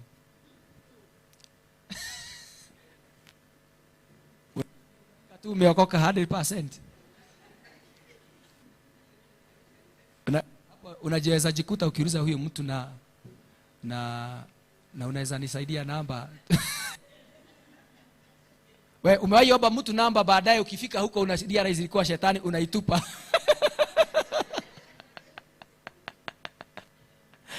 Wala asifiwe. Au mama, umewahi realize? By the way, umewahi enda mahali umeoleka pete kama yangu ukaitoa? Ukaiweka kwa mfuko. Alafu ndio una realize ni shetani anakujaribu, unarudi. Maana inaharibu soko. Na yule kimzee kiko nyumbani hakikai kama kuko 100% kiko na rai. Sasa unalia rais hapa, naweza kuwa naodoa bahati yangu. Naweza kuwa naodoa bahati na ni Mungu. Hata unaweza jipatia scripture, inaweza kuwa ni wakati wa Mungu wa kunitembelea. Bwana asifiwe. Unajitia moyo na ma scripture. We need to press on the will of God. Hallelujah. Bwana asifiwe. Are you blessed? We need to press on. Ndio Paulo anasema sijafika, na inaanzia na mtu kujua sijafika. Yeah. Sijafika. Yeah. Hata pastor moja alituambia siku moja, dada moja amemletea 5 amemwambia ako na 5 million. Na pastor kanisa ilikuwa inafungwa. Watoto walikuwa wanafukuzwa shule, nyumba ya nyumbani haijalipwa. Akamwambia lakini hii 5 million pastor, roho wa Bwana amenisaidia. Amenisaidia na amenionyesha hata kwa ndoto na kwa maono na kwa kuniongelesha na sauti. Ati ya kwamba wewe ndio utakaye nipatia mtoto. Na unajua mtoto hakujai na maombi.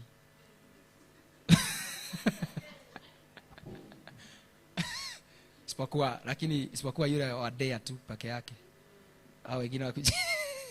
Bwana asifiwe. Na yule wa Maria.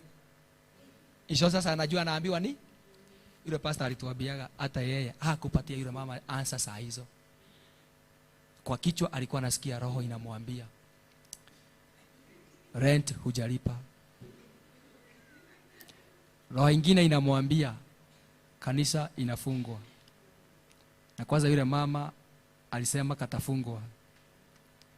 Aliambia huyo mama nipatie 30 minutes fikirie.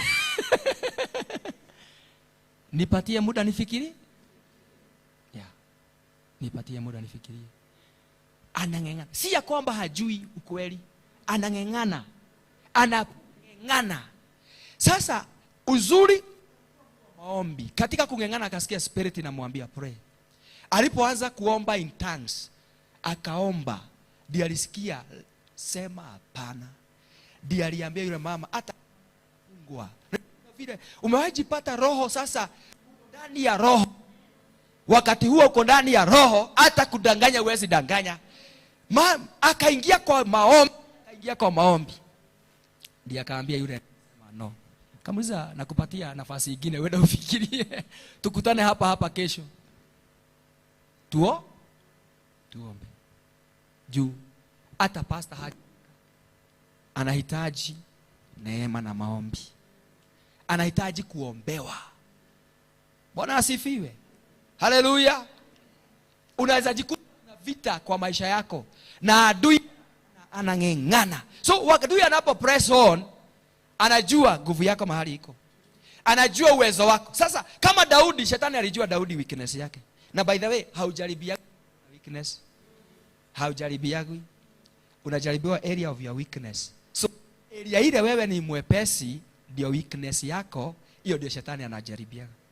Ndio unaonaga wakati una fast ndio unaletewa nyama, kachumbari, mtu akukunulia, mtu unanunuliwa kapombe, kawaini, zamani kujagi ulikuwa unajinunulia, ukiokoka wananunulia. Haleluya. Kwa sababu anajua weakness. Anajua saa hizo hujaliform vizuri.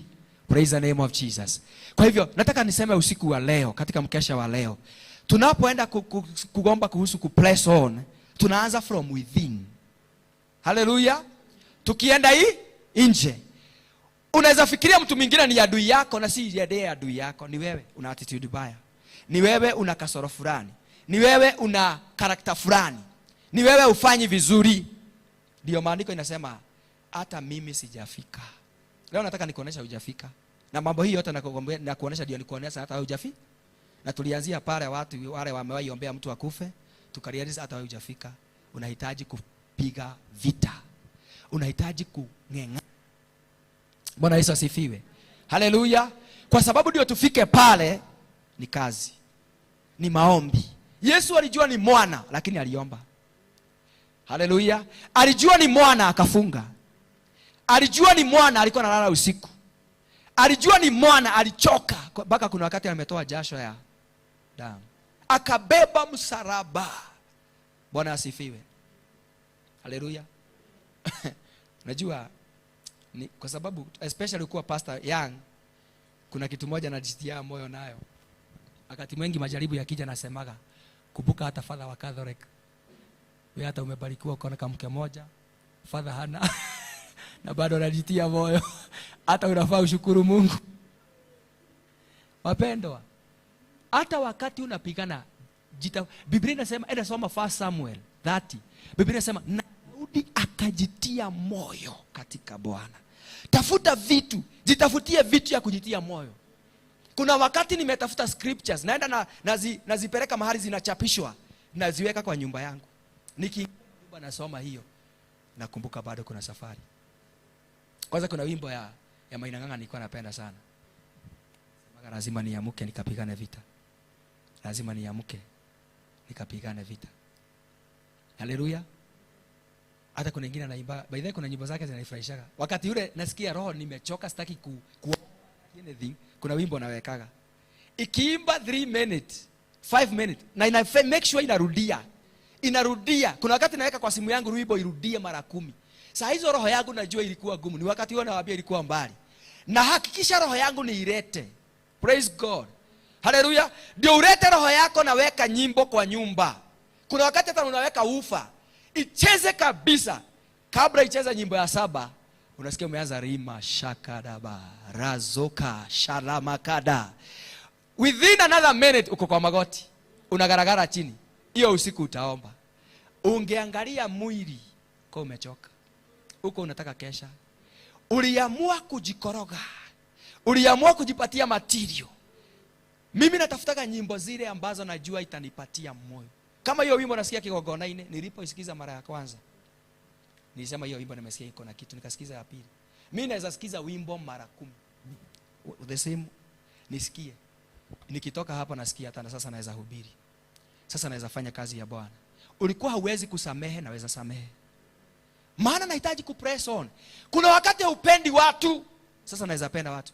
By the way kuna wakati watu wanakufanyia mabaya unasema digata idhia doreki. Sasa kuna vile unahitaji kujitengenezea. Ndio hata wewe ujue ni kazi uko nayo.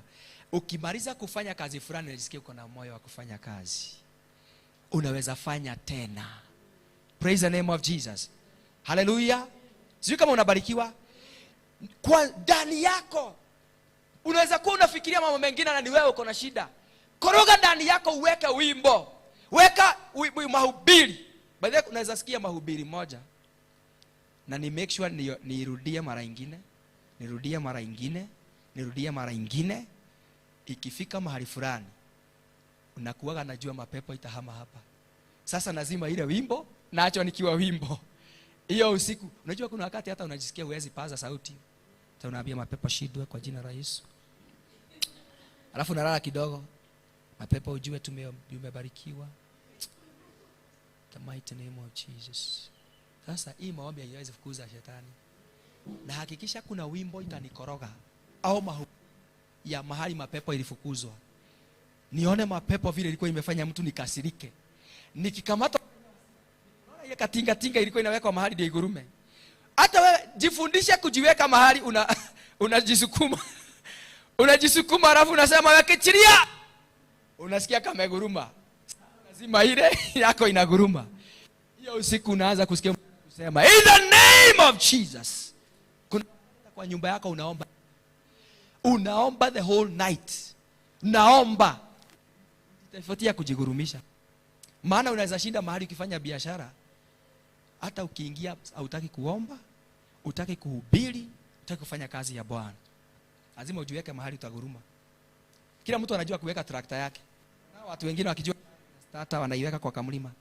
Alafu anaigurumi. Hata ingine si igurume, anaiweka free. Kwa sababu kunaweza kosekana mtu wa kugurusha ndani. Mtu mmoja akaambia Yesu, nimekuwa hapa kwa kisima for 38 years. Nikitafuta mtu wa kuniweka ndani. Unaweza kosa mtu wa kukuweka ndani. Hii safari ukitafuta watu utakosa. Kila mtu anajipigania. By the way, ni mimi au sijui kama ni wewe. Watu wengi wanakuambia utuombee, unawaombeaga? Utukumbuke. Yetu ikiisha. Hata sikusahau. Wewe ndio kwanza lazima ujipende. Mapepo ya kwanza ukiwa gia ya juu. Sasa ingine unasidia unasema Baba kumbuka yule mama kwa jina la Yesu. Mbariki Bwana. Shughuli zake uzibariki na umuinue. Ndio mimi naambia watu ukitaka hata pastor akuwe na gia kukuombea, mletee kitu. Akiguzwa na hiyo kitu sasa ndio anaanza in the name of Jesus. Sasa unaweza ombewa 10 minutes. Ingine acha kuambia tu mtu nikumbuke. Baba aliniambia nimkumbuke, nimemkumbuka. Si aliniambia nimkumbuke. Na unataka kujiondoa hapo. Aliniambia nimkumbuke, nimemkumbuka. Na wewe unajua kile nahitaji. Hata wewe mkumbuke Bwana. Hiyo imeisha. Yeye haikuguzi. Bwana asifiwe. Ukitaka kitu iguze mtu, muguze kwanza. Haleluya. Ndio hata baba ya nani? Alikuwa anaitwa nani? Aliwaambia enda mkoza unitafutie kitu unichinjie. Kile nataka nikule vizuri. Kuna mtu anakuchinjia amekukoroga. Unaambia Bwana. Niliwaambia pastor moja, mama mshirika wake ndiye alikuwa mzuri kabisa kanisani. Amepatikana ako na kansa. Amekuja ameambia pastor ako na kansa. Kumwambia pastor ako na kansa, pastor alikuwa ameketi chini. Alisimama. Akamwambia hawezi kuwa na kansa. Akamwambia daktari amesema. Akamuuliza mama, sikia, huwezi kuwa na kansa. Akamwambia pastor niombe. Nikamwambia sikuombei. Kile nimekuambia huwezi kuwa na kansa. Akamwambia ndio hii barua. Akamwambia kesho na kutuma rudi huko. Hakumuombea. The following day akaenda kupimwa. Ajikuta kansa. Pastor alikasirika. Akakumbuka yule kazi. Akakumbuka ile kazi amefanya. Akajua shetani anakuja kumuondoa juu ya kazi. Na yeye hasira ya Mungu ikainuka. Akapambana ile jitu. Daudi akasema wewe Mfilisti ambaye unataka kudhairisha kazi ya Mungu utajulikana. Daudi alikuwa na hasira. Aliona Mfilisti anajiinua kinyume na Mungu. Wapendwa, kuna vitu vingine zinahitaji hasira. Do press on. Hallelujah. Bwana asifiwe. For you to press on kwa level zingine unahitaji watu. Unahitaji mtu ataona mbali. Sasa hii mambo ya kupiga Bwana usikubali. Ni shetani anataka kulewe neema nyingine kupigania. Haleluya. Kupendwa na watumishi wa Bwana kuna kuongezea mileage. Kuna vitu vingine utaenda ungeenda. Kuna level zingine utaenda. Bwana asifiwe. Hiyo inakuja kwa kufanya kazi ya naguza. Mzee mmoja ametoka kwetu kanisani siku moja. Hiyo jambo iliniguza mpaka mimi nikajipata ni kama nimepata depression kwa muda. Kuimagine yule mzee atenaweza toka kanisani. Hiyo kitu. In fact nilijaribu hata kumbebeleza. Hata siku moja mama akaniuliza kwani yeye tu ndiye anakuwa mshirika una shida ukiongea mambo yake. Nikaeleza hizo washirika wengi wametoka kanisani na siogeaji. Kuna mshirika anatoka kanisani. Analia rais alitoka baada ya miezi 5. Neumire. Haijai niguza. Haijawahi niguza. Haijawahi niguza. Asifiwe. So for us to press on. Anasema kwa sababu hatujafika tunaongeza nguvu. Nguvu hiyo ndio tuongeze, inaongezwa na hekima. Bwana asifiwe. Haleluya. Ingine unaweza jua mimi sina nguvu. Unaamua kukoroga watu wako na nguvu. Sini hapa kanisani siku moja nimewahi kuambia jamaa mmoja alikuwa anahitaji 5 million. Ameenda mlimani kuomba. Ameangalia anajua yeye hana neema ya kuomba hivyo. Amekuta ka jamaa kanahitaji 10,000 ya nyumba. Alikuwa anataka rent. Na rent ilikuwa sasa hiyo ilikuwa 5 months. Juu ilikuwa tu bilibili miezi 5. Na yeye anahitaji 5 million. Apata tenda fulani. Jamaa kako na anointing. Unajua kuna mtu anaitishaga 2,000 na anointing. In the name of Jesus.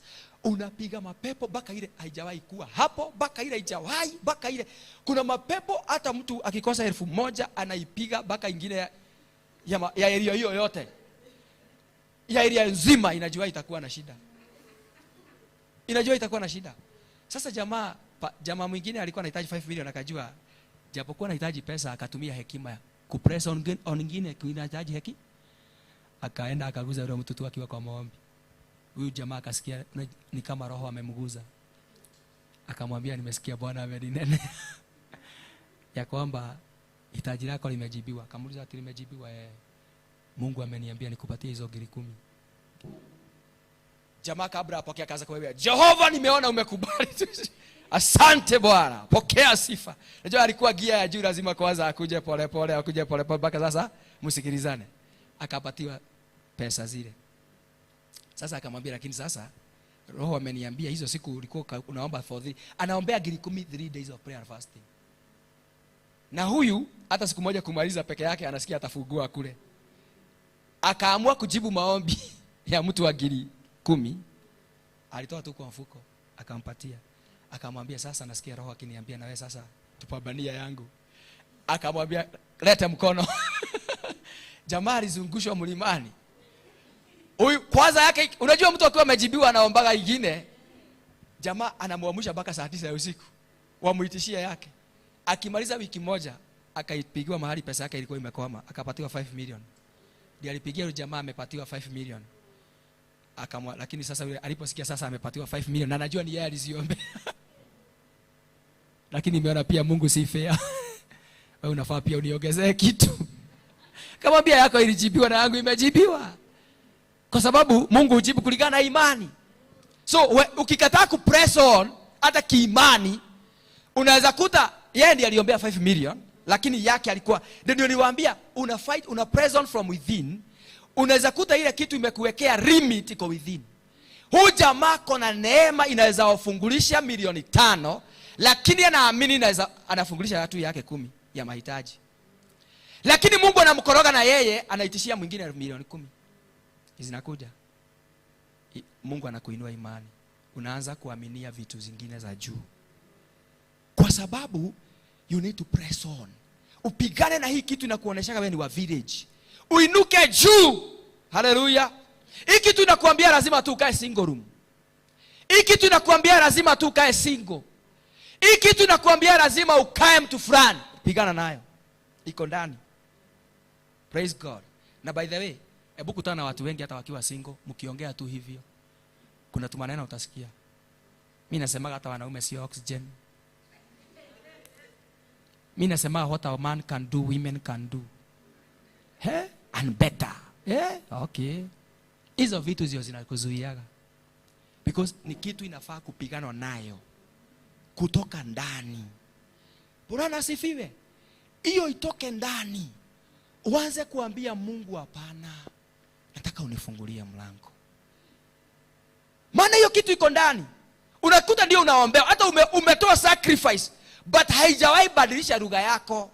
Haijawahi badilisha attitude. Bado unaongeaga. Haleluya. Kwani wanaume ndio nini? Kwani watanipea nini? Mimi niko sawa, kwanza sitaki stress. Don't need stress. Okay. Sasa hata umuombe ndani. Asipopigana kutoka ndani kwanza, baada kuna vitu vingine ukimalizana na ndani, hiyo imeisha. Mungu atakufungulia njia. Bwana asifiwe. Na hata usipopigana na ile iko ndani, upress on vizuri, ile iko ndani itaua kile kiko nje. Haleluya. Bwana asifiwe. Haleluya. Ile itakuja kushinda ile. Maana the same attitude inaua. Ndio itamaliza kila kitu. Bwana asifiwe. Haleluya. Unabarikiwa. So we are pressing on from within. From inside. Ndani yako. Vitu ambazo zinawasumbua pale ndani. The ways you spend your money. Your behavior. Mtu mmoja aliomba siku moja, akaambia Bwana anahitaji capital. Mungu akamwambia hiyo capital ya 200 itakupatia. Baadaye Mungu akamnenea kwa ndoto akamwambia hiyo capital iko kwako. Capital iko kwangu.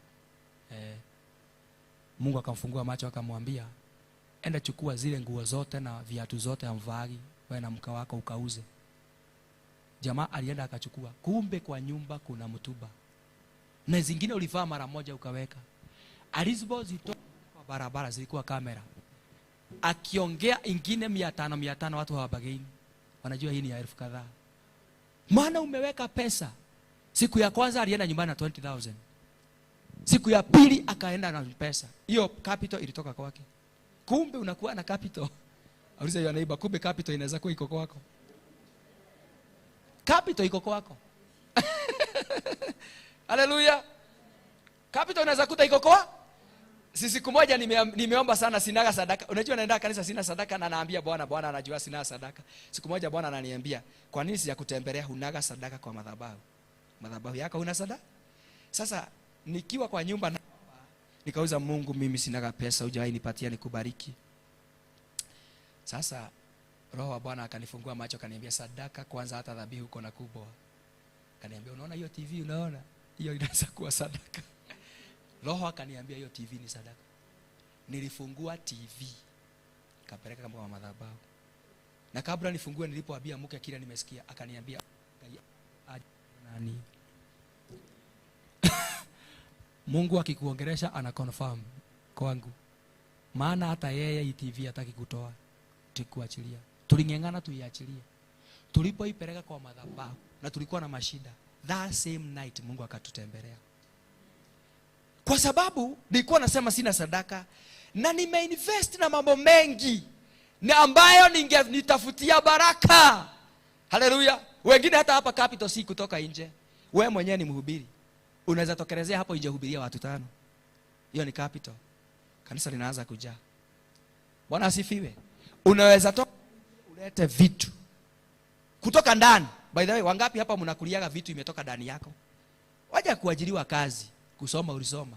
Tarata kama wale waibaji. Waibaji hapa wanawahi kulia uibaji wa mkono juu. Kama muibaji. Mimi naangalia watu kama akina Shiro wa GP na furahi. Mtu ametoka from zero, kipawa kimemuinua mpaka juu. Nasema kipawa cha mtu kitamuinua. Ameamua kupress on, kutumia kile kiko ndani. By the way, unarealize uko na magari, uko na mashamba, capital uliitoa ndani. Ilikuwa imefichwa na Mungu. Honga hiyo ndio mwambie kuna vitu zimefichwa ndani. Unless you press on from within. By the way, wakati mimi nimejipata na hubiri, najipata watu wamenibariki, wanafurahi sana. Hakuna kitu inanifurahisha kama wakati nimehubiria watu wakanibariki. Maana nasemaga, ni nini nimewauzia ndio nipate pesa? Ni kile Mungu alificha ndani. Nikaamua kutoa. Nikaamua. Unajua wengine mko na vitu lakini unaambia kwa na watu, sasa utasimama useme nini? Hicho jiombea. By the way, wacha kuombea vitu zingine. Capital ile utaombea iko ndani. Anza kuombea hiyo capital. Kipawa kiko ndani. Hallelujah. Praise the name of Jesus. Au sio hivyo azeze? Kitu iko ndani tu unaikulia. Unaweza fanya unakaa Nairobi. Niliona kijana mwingine ati alikaa Amerika juu ya kucheza keyboard. Kanisa ameenda analipwa tu kucheza keyboard. Watu wanasifu, baadaye unalipwa unasema kipawa. Hakuna kitu umeuzia watu. Yaani vitu zimefichwa ndani. Ndio niliwaambia katika maandiko inasema mtumishi wa Bwana akaambiwa, "Kwa nini niite nikuonesha vitu ziko ndani yako zimefichika? Mambo makubwa usiyoyajua." So we are going to press on from within. Ndani. Mwingine hata uko na moyo mzuri. Kama yule mama alikufa, alikuwa anaitwa Mama Teresa. Alikuwa na moyo mzuri. Moyo. Imagine mtu tu moyo wake unafanya ainuke. Wengine kwa Biblia walitengenezea watu tusweta. Vipawa tu kupeana watu vipawa vinafanya mtu ainuke. Na ni vitu zilikuwa ndani akaamua kuzi-exercise. Ugathi ugetha uthi ugatuma kaheana. Si ya kuuza, peana. Bariki watu. Unashughulikia watu. Bwana asifiwe. Wengine ni wakarimu. Enda ambia mtu naweza kuoshea hii gari na sikulipishi. Nani hatakupatia kazi? Siku ya pili, siku ya tatu atakupatia kazi. Siku ya nne atakupatia, utaajiriwa. Bwana asifiwe. Lakini unakuta vile vitu viko ndani, hakuna mtu anazipigania. Tunapigania tu niajiriwe, nifutiwe kazi, ni sawa kufanya kazi, lakini kuna vitu Bwana alificha ndani. Kuna vitu Bwana alificha ndani. So, sasa tusomee hapo pengine tumalizie na hiyo. Are you blessed? Tukiweza malizia hapo si umebarikiwa? From within. Watu ni matajiri hapa. Moyo. Esther kwa nini aliolewa na mfalme? Niki? Tabia zake, compassion, goro. Yeah. Hata urembo. Esther. Yeah, by the way hata hiyo ni capital. Haya ni kweli. Yeah, lakini uitumie vizuri. Ikitumiwa vizuri? Haleluya. Hebu tusomee.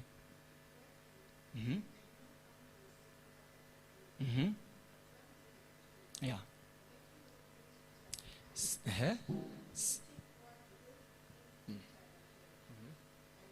Sasa shida iko hapo pia. Watu wengi kile kimewazuia sana kuenda mbele, hawanaga hiyo nguvu ya kusahau yale yamepita, alafu waweze kushughulika. Unakaaga tu na mambo ya zamani, sasa ya mbeleni haitawahi kuja. Roho inakaaga imejaa na ya zamani. Hata siku moja nimekaa nikijiuliza, by the way, kwa nini lazima tuseme ati hii kanisa madhabahu hili na Apostle Ndora wa Roingi aliyekuwa Mongi? Kwani pastor akuja shida ile? Lazima tuseme aliyekuwa. Lazima turudi nyu.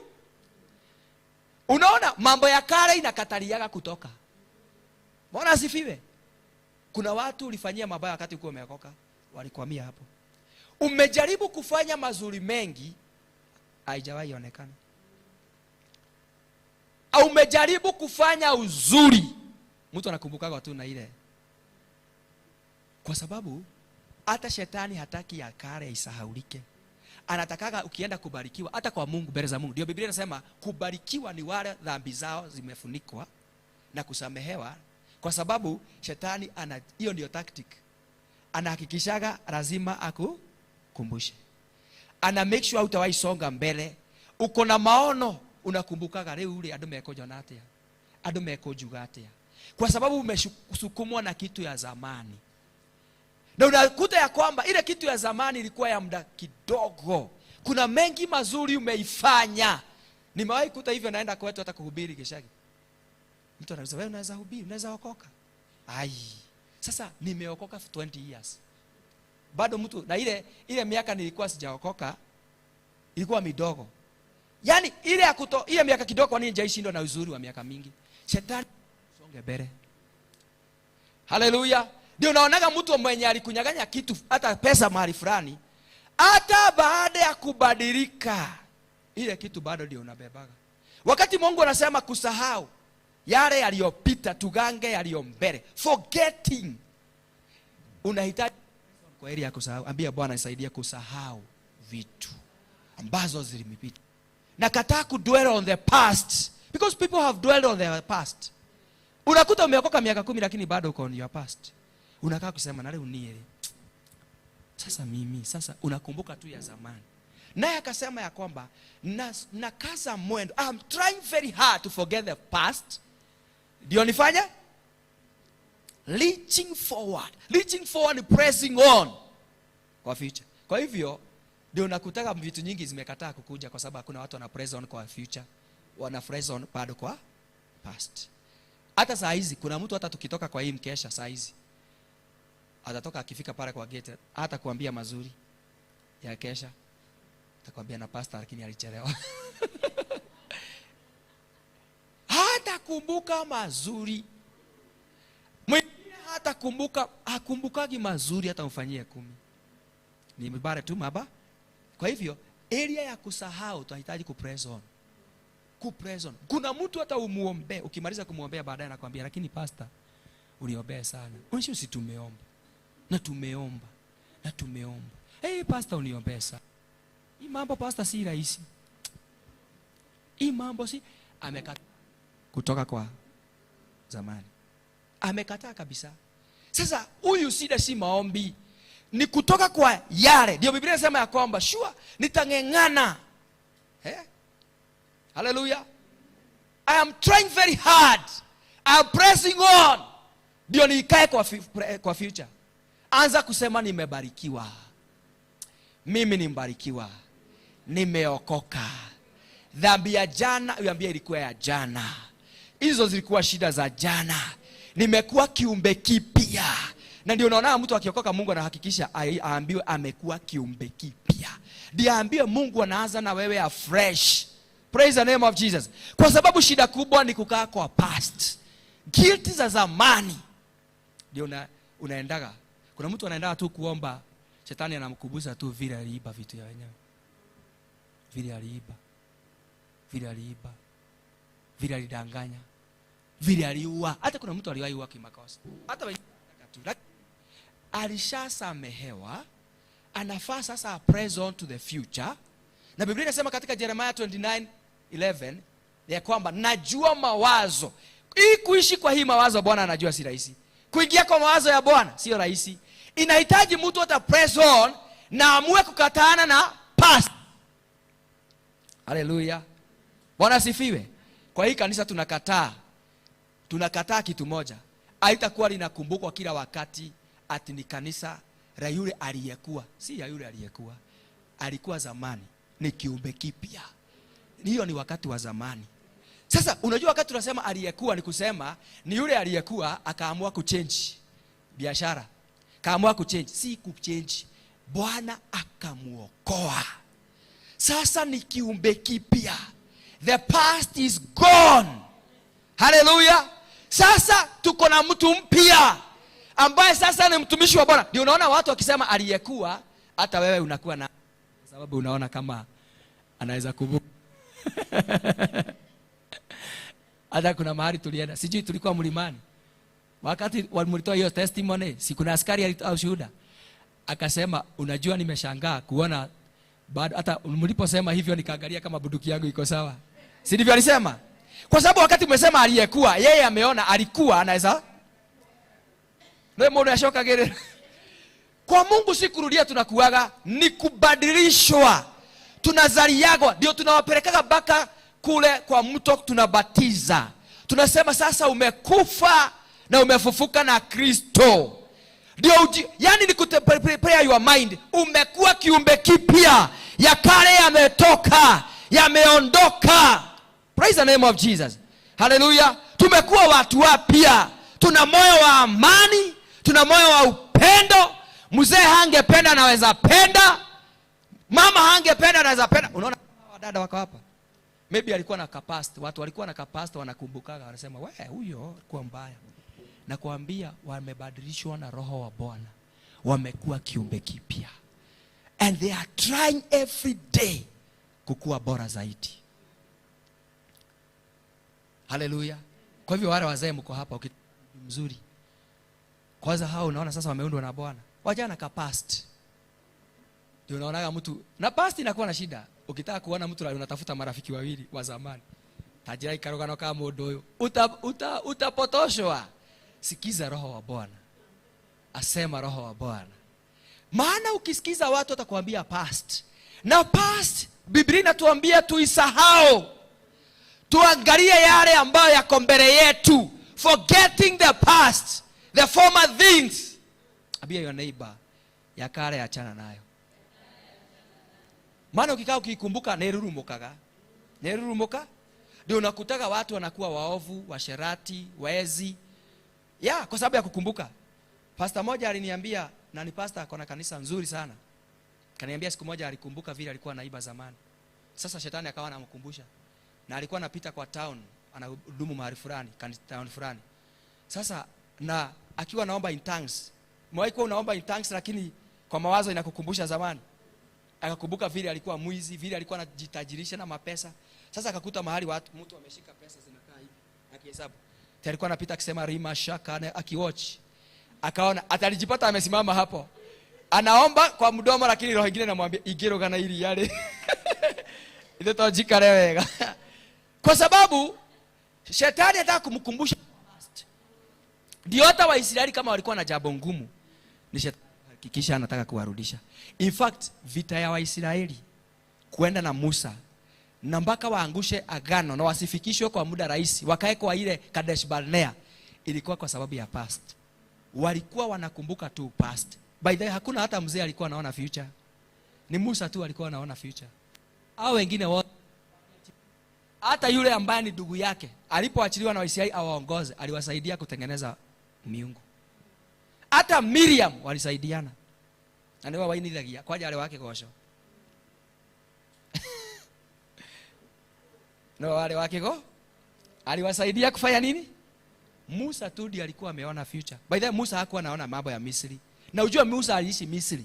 Siku moja tutaongea mambo ya Musa. Musa aliishi Misri, lakini umisri haukumuingia. Alikuwa tu anaongea mambo ya nchi tunaingia, mahali tunaelekezwa na Bwana. Haleluya. Ndio tunafaa kusoma Biblia sana, ituoneshe kule tuthiaga. In the book of James inasema, set your mind on things above, not on things below. Praise God. Tell your neighbor na umuguze kidogo, mwambie set your mind. You have to set. Mind ni kusetiwa, inasetiagwa. Zingine zinashika short wave, iambie yaanze kushika FM.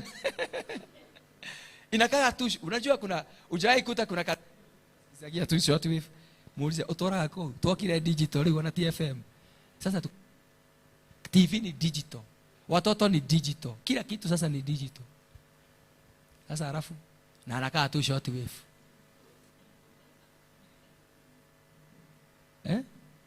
Ati unakuta mtu kwa nyumba tu ni ile kiredio ya Kemoshori, Kemonyogi. Wewe mwambie sasa hiyo tulitoka. Uko tulitoka? Bwana Yesu asifiwe. Nataka kusema ya kwamba set your mind. Ambia your neighbor, set your mind. Set your mind on things above. Anza kujiambiaga mambo mazuri. Mungu wetu ni mzuri. Anakupenda. Kuna watu wanaona wamechukiwa. Amekupenda. Anakuwazia mema. By the end achukua scripture 20 zinajiongea kukuhusu. Useme ananipenda. Mungu ana mpango mzuri na mimi. Alafu anza kukaa na watu wale wanaongea mazuri yako. Haleluya. Kwanza ajipatia wania uondoe wale wanaongea against. Hata kama ni baba yako na mama yako. Wewe kidogo jiletee watu wanakuambiaga, maana kuambiaga no hote. Wewe no tugate. Wewe mundu mwega. Hao watu esteem yako. Mimi nimepiga kusimama mbele ya watu. Na shida si kuwa hapa Mungu hakuwa ameniita. Shida ilikuwa baba na mama. Baba na mama kila wakati walituambia hatuna haki. Roho kuna akili, unakumbuka baba alikwambia huna akili. Alafu shida nyingine, mwalimu wangu wa chemistry aliniambia sina akili. Na mwalimu anaitwa Mrs. fulani, sitasema jina. Na yeye wewe kilimo ndogiohega, wewe ndunginyita mathabu ona ongetheruke, uwezi shika hesabu hata uchemshwe upetiwe. Kulifanyisha hesabu ya formula sijui gani, nakumbuka hata mwalimu aliniambia hata ichemshwe. Sasa kuna haja ya kujaribu, na hata aliniambia hata ikichemshwa ni ikunywe, siwezi shika hata ichemshwe. Na mwingine akaniambia ukigete utathoguo, na ni mwalimu akamwambia wewe ukigete tatho ulirimete tathoguo. We short wefuta nyokwa. Kwanza kuna mzee chukia maisha yangu. Hata alipokufa nilikumbuka nimemchukia. Kuna jina nilichukia. Nimeenda kwake, kuna jina unajua nilikuwa napenda mama yangu sana. Sasa naye alikuwa mzee kama alika baba yangu. Alikuwa ananiuliza nyokwa na wamutika mushi. Hiyo jina naichukia. Ilifanya huyo mzee ni muheti.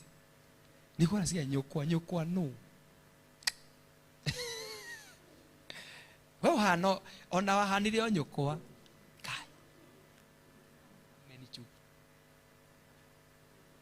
Ona wirete ta nyokwa. Watokirie kwa nyokwa.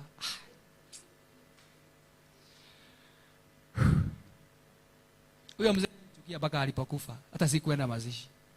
Na kwa nimeokoka. Sikuenda mazishi, nilikuwa nimeokoka. Kwa sababu sasa mimi ni mtoto mchanga. Napelekwa shule, napelekwa kila mahali. Wazazi wangu, kwanza baba yangu alikuwa amefika 3. Mama alikuwa amefika, juu alikuwa anajua hesabu za Carl Francis. Hao walikuwa wanafika wapi? Na mama sijui, ya mama hata leo sijaijua vizuri. Ukienda kumwambia, kwanza mama yetu alikuwa anatuambia wewe ni swine. Sasa mimi sikuwa najua swine yakuwa nini. Nilipofika secondary nikajua swine. Sasa sisi imagine sasa mama aliyozaa alikuwa tuita swine.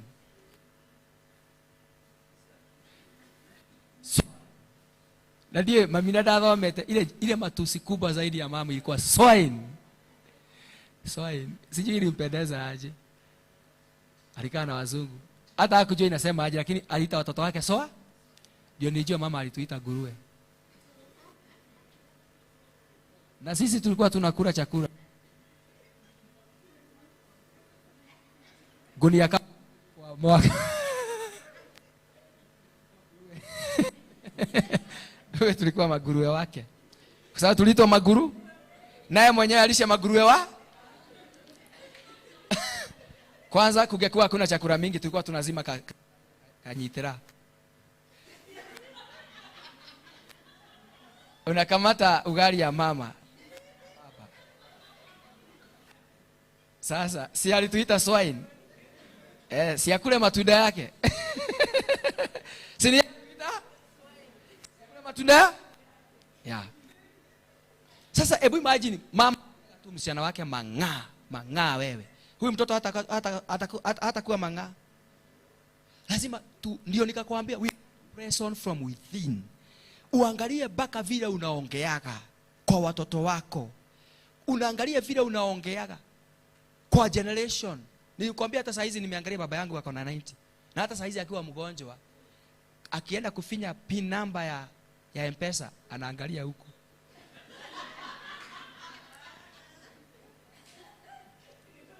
Sasa hata wakati mwingine nampeleka hospitali. Unajua kwa nini nilikuwa nang'eng'ana kumpeleka hospitali? Sitaki akufe. Maana hata taito sijui iko wapi. Aki kukufa kwa mzazi ni hasara. Sijui taito iko wapi. Simu yake tunatuma pesa, pini sijui, sasa hii ni hasara. Afadhali sasa aishi. Afadhali tu aishi. Afadhali aishi tu. Juu sasa anashindwa kwa nini tunaomba na passion hivi. Juu taito hatujui iko wapi. Hatujui taito iko wapi. Hatujui na akona shamba ingine Njoro, hatujui taito iko wapi. Akona ploti kama 2 zingine hata hajajuonesha. Sasa na anapeagwa pension. Sasa mimi naona hata serikali ya Ruto ndio itapata bariki. Sasa naona tu aishi akula kule. Si aishi tu akule kule kwa sababu sasa hata si akikufa tu inakatika. Kusaidia serikali ya Ruto nataki wacha tu aishi tu kidogo. Juu ni hasara kukufa. Si gain. Juu sasa hivi Toyota iko wapi? Taito iko wapi? Taito atuambii nini? Logbook ya gari hajai sema. Sasa mambo ingine hata hujawahi jua. So unasema tu Mungu mpatie aishi ndio umuguze aanze atusaidie. Bwana asifiwe. Haleluya. Amen. Si ni vizuri? So tunahitaji moyo. Watoto wale umezaa watengeneze vile unataka. Waunde pole pole. Haleluya. Wafundishe kuwa trust. Kama wewe ni mama uko hapa na uko na mzee na ako na gari, akufundishe kuendesha gari. Haleluya. Bwana asifiwe. Naye fundisha mama kuendesha gari. Yule mwingine fundisha biashara. Ndio unakuta tu biashara mtu akikufa jina. Maana siri zote zako. Na ulioa uko na watoto sasa wanasaidia nani? So, na hiyo shida ni anda. Maybe ulikaa na mikora, sasa baka ulipewa na Mungu. Watoto. Unaona tu mikora. Baka huyu anaitwa pastor, unaona tu ni mkora. By the way nimewahi kaa na baba hapa ukiongea. Anasema ona kata shia gaido cia twekire mikora.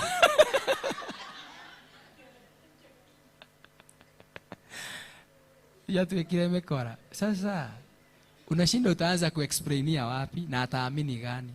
Sasa unaamua tu kuachilia. Hapo ndio unasema Mungu nibariki na zangu. Unakuta kwenye kuko na mali na unaambia tu Bwana, unajua sio zangu, nibariki na za juu hizi. Na akikaribia kukufa anaanza kuongea mambo mengine. Na hii mashamba ninasema hata nikiondoka msiwahi uza. Sasa ulikuwa unaacha ya nini? Sasa unatuambia tusiwahi uza. Siwahi hiyo ni shida. Ginyaraku anao iru. Ginyagweshi anashiaku. Hallelujah. Ambia your neighbor ni vizuri.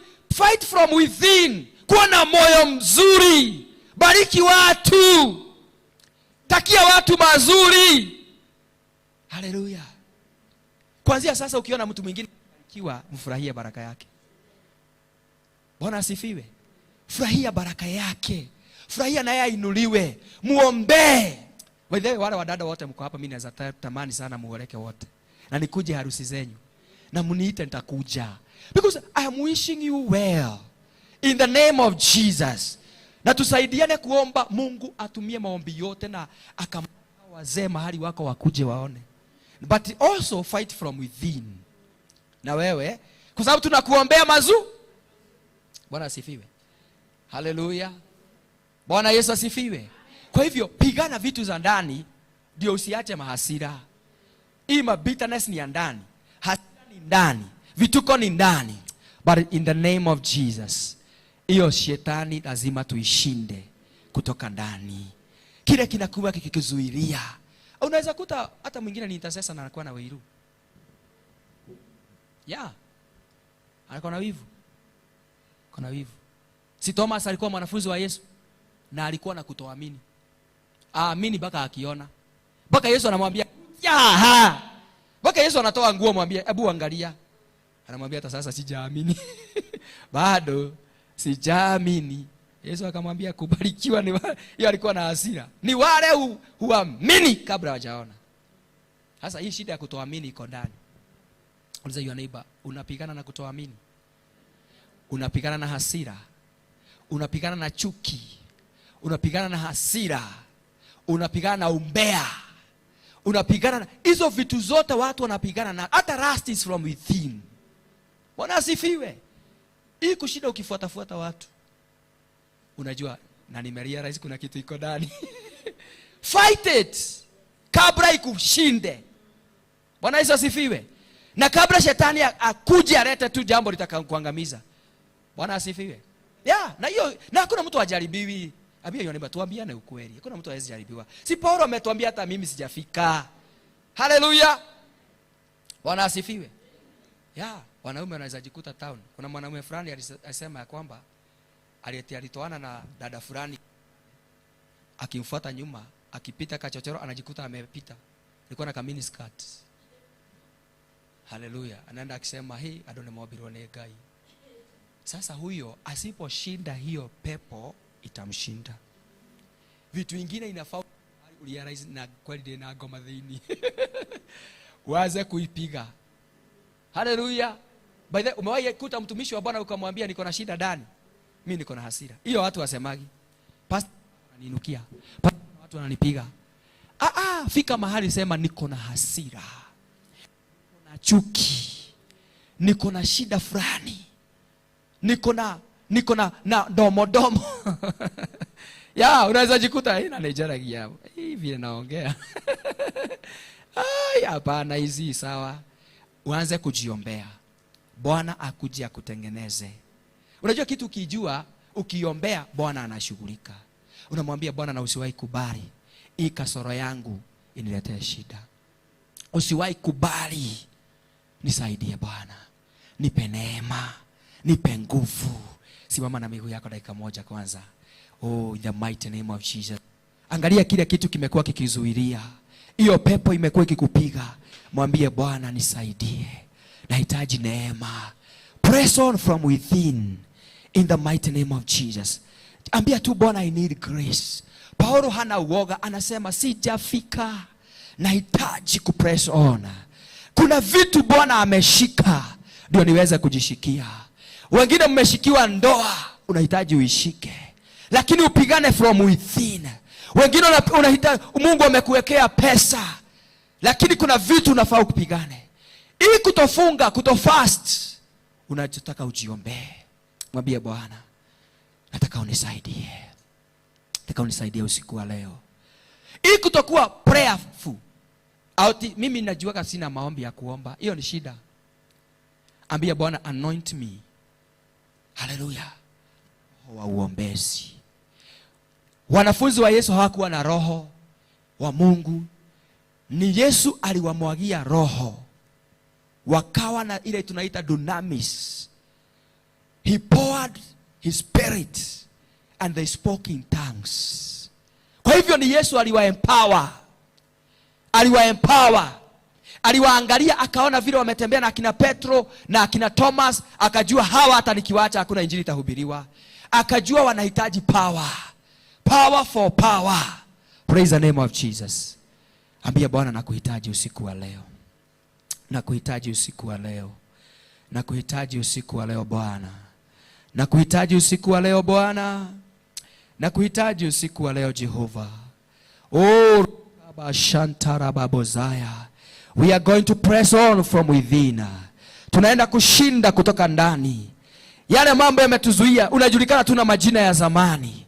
Unajulikana tuna vituko ya zamani. Na umetamani sana. Ambia hata Bwana. By the way, ambia hata Bwana. Hii roho ya kuitwa tu aliyekuwa fulani ninakataa. Biblia inasema katika Zaburi ya 40. Hebu utasikiza tu dakika moja ndio uombe. Sikiza tu. Zaburi ya 40 Daudi anasema ya kwamba nilikuwa kwa shimo la uterezi, lakini nikamtazama Bwana akanikumbuka. Akanitoa katika uterezi, akanibadilishia wimbo. Ambia Bwana usiku leo, napigania wimbo wangu ubadilishwe. Watu waanze kunitanisha na mambo mapya. Nafurahiaga sana wakati watu wananiita pastor. Najua sikuzaliwa pastor. Na zamani sikuwa pastor. Haleluya. Ambia Bwana, nataka nipatiwe jina mpya. Biblia inasema nikapatiwa jina mpya. Anipatie jina mpya. Akupatie jina mpya. Watu wakijaribu kukuassociate na mambo ya zamani, waone huyo sio huyo, wasahaulike. Hiyo mambo isahaulike. Patiwa jina mpya. Patiwa usemi mpya. Patiwa lugha mpya. Patiwa tabia mpya. Patiwa behaviors mpya. In the mighty name of Jesus. Ambia Bwana, natuhitaji usiku wa leo. Ukanibadilishie wimbo. Ukanibadilishie lugha. We need to press on from within. Toka ndani tuweze kutangaza, tuweze kuomba, tuweze kufanya kazi ya Bwana. Bwana ametuita, ametuambia kile anapanga kufanya na sisi, lakini bado tunashikiliwa na mambo ya zamani. Tunashikiliwa na imani yetu ya kale. Anatuambia tusahau. Bwana akona vita na kujaribu kutuondoa kwa mambo ya zamani, na sisi kuna maroho inaturudisha kwa mambo ya zamani. Ambia mambo ya zamani niachilie. Ambia dhambi za zamani niachilie. Mimi nimefanyika kiumbe kipya. Ya kale lazima yaniache. In the mighty name of Jesus. Nimefanyika mtu ameokoka. Vile Bwana aliniita akanipatia jina mpya ya kuitwa Mkristo. Kuanzia sasa maisha yangu yabadilike, tabia zangu zibadilike, mambo yangu yabadilike, hisia zangu zibadilike.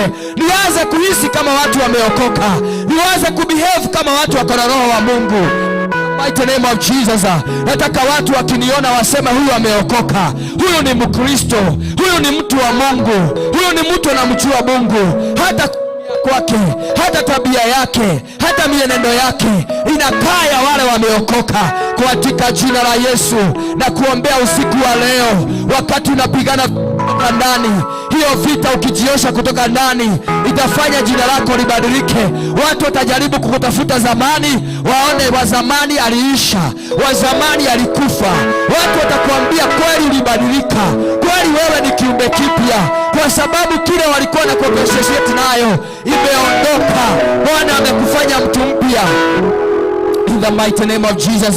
Waliokuona muongo na hata uliwadanganya, wacha sasa wakikutafuta kwa waongo, waone haupatikani kwa waongo, haupatikani kwa waovu, haupatikani kwa watu wabaya, haupatikani kwa watu wasio na jina nzuri. Wewe ni mtu amebadilika, wewe ni mtu mzuri. In the mighty name of Jesus. Tumeoshwa kwa damu ya Yesu, tumesafishwa kwa damu ya Yesu. In the mighty name of Jesus. Tusaidie, hata kama haujafika, pigana vita kutoka ndani. Press on, try very hard. Kuanzia sasa mwomba Bwana, mwambie Bwana, nataka unisaidie. Hata kama zamani nilikuwa msherati, nataka unisaidie, nataka unisaidie.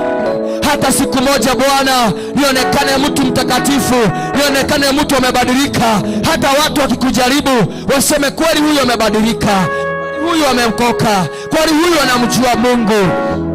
Omba tu mbele za Bwana usiku wa leo, omba tu mbele za Bwana siku ya leo. Paulo akasema hata mimi mkiniona nimefanyika mtume, mkiniona ni mtu mbaya, nilikuwa mbaya. Historia ya Paulo inajulikana, historia ya Paulo inaonekana, historia ya Paulo ilikuwa inafahamika na watu wengi. Lakini baada ya Paulo kukutana na Kristo, historia mpya ikaanza kuandikika. Tunajua Paulo kama apostol, tunajua Paulo kama mtu aliyepakwa, kama mtu aliyekuwa na roho wa Mungu, mtu aliyetumikia Mungu sana. Jina la kale likaondoka. Paulo aliyekuwa mdhihaki wa kanisa, Paulo aliyeuovu, aliyeua wengi, aliyetesa wa Kristo, akaitwa aliyeleta wengi kwa kanisa, aliyebadilisha maisha ya wengi. In the mighty name of Jesus. Wapendwa, ni vita tunafaa kupigana, ni vita tunafaa kupigana, ni vita tunafaa kupigana. Ndio ulizaliwa kwa familia ya umaskini, ndio ulizaliwa kwa familia yenye mashida. Ambia Bwana, uniondolee hii maroho, niondolee hii umaskini, hii nguvu iniachilie, hii nguvu iniachilie, umaskini uniachilie, ya kale yaondoke. In the mighty name of Jesus. Fight from within, press on, try very hard kufanyika kiumbe kipya. Si Bwana alitufanya kiumbe kipya? Usiku wa leo tufanywe upya, tufanywe upya, tufanywe upya. Watu walio na tumaini, watu walio na neno la Kristo, walikujua kwa mzaha, wakujue kwa neno la Kristo, wakujue kwa neno la Bwana, wakujue kwa kufanya yaliyo mema, wakujue kuna mahali huwezi patikana. Hata kama zamani ulipatikana huko, wakujue sasa upatikani huko tena. Sasa unapatikana kanisani, sasa unapatikana kwa Wakristo. In the mighty name of Jesus. Oh, rikabashanda. We need to pray. We need to press on from within. We need to press on. That pride, wewe mwenyewe ishambulie. Wewe mbia hiyo roho. Najua ni